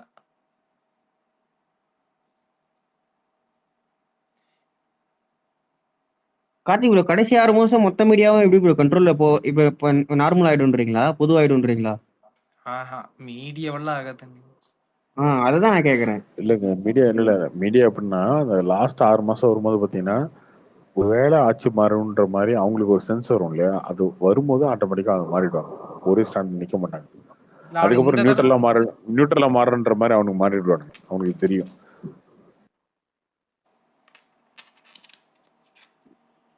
நீங்க பாத்தீங்கன்னா 2006ல இருந்து 2010 வரைக்கும் எல்லா மீடியாவுமே அப்படியே ப்ரோ டிஎம்கே தான் இருந்துச்சு. அதுக்கப்புறம் 2011 எலெக்ஷன் நடந்து அதை கிட்ட வரும்போது பாத்தீங்கன்னா அப்படியே கம்ப்ளீட்டா ஏடிஎம்கே வந்துட்டானுங்க. அது ஏன்னா அவங்களுக்கு தெரியும் இல்ல, ஒரு ப்ரெடிக்ஷன், ஓகே இந்த எலெக்ஷன்ல மாறிடும் போல இருக்கு ஆட்சி அப்படின்றதுனால நியூட்ரலா நியூட்ரலா அந்த லாஸ்ட் ஒரு 6 மாசத்துல நியூட்ரலா கொஞ்சம் மாறுவானுங்க, ஒருவேளை ஆட்சி மாறிட்டேன்னு வருது. ஏன்னா இன்னொரு கட்சி ஆட்சிக்கு வந்துருச்சு, இன்னொரு கவர்மெண்ட் வந்துருச்சுன்னா இவங்க வச்சு அடிப்பானுங்க இந்த மீடியாவை, ரொம்ப நீ திமுக ரொம்ப எனக்கு தெரியும்னு. அப்ப 6 மாசத்துக்கு முன்னாடி என்ன பண்ணுவாங்க, அவனுக்கு நியூட்ரல் ஸ்டாண்ட் எடுத்துக்க ஆரம்பிச்சிடுவாங்க எல்லா மீடியாவும். இதுல டிபிஆர் சொல்றாங்களா, அதை வச்சு இவங்க இந்த அளவுக்கு கண்ட்ரோலே பண்றாங்களா எப்படிங்க? என்ன சொல்லுவாங்களா அட்வர்டைஸ்மென்ட்?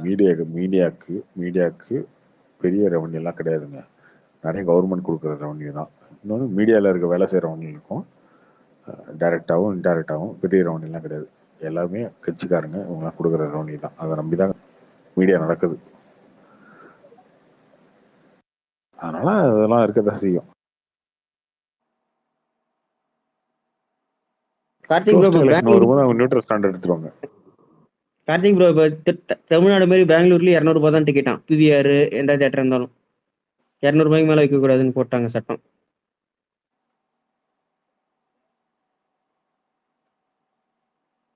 அப்படியா? ஓகே. அந்த 1000 ரூபா 1500 ரூபா அதெல்லாம் கிடையாது இனிமேட்டு. அதெல்லாம் கிடையாது, 200 ரூபாய் தான் மேக்சிமம். சூப்பர் நல்ல விஷயம் தான். அது ஏன்னா நிறைய பேர் வந்து பெங்களூர்ல வந்து டிக்கெட் ரேட் அதிகமா இருக்குன்னு சொல்லி நிறைய கம்ப்ளைண்ட் போச்சு. பிவிஆர் மேலே நிறைய கம்ப்ளைண்ட் பண்ண ஆரம்பிச்சிட்டானுங்க. 1500 1600 விடாமுயற்சிலாம் 1700 ரூபாய் பிவிஆர்ல ஃபர்ஸ்ட் ஷோவே நான் 1700 ரூபாய் கொடுத்து 1500 கொடுத்து பாக்குறீங்க ப்ரோ. என்ன பண்றது, படம் நல்லா இருக்குன்னு போனோம் கார்த்திக் ப்ரோ. குட் பை டாக்லிக்கு தான் வெயிட் பண்றேன், பாப்போம்.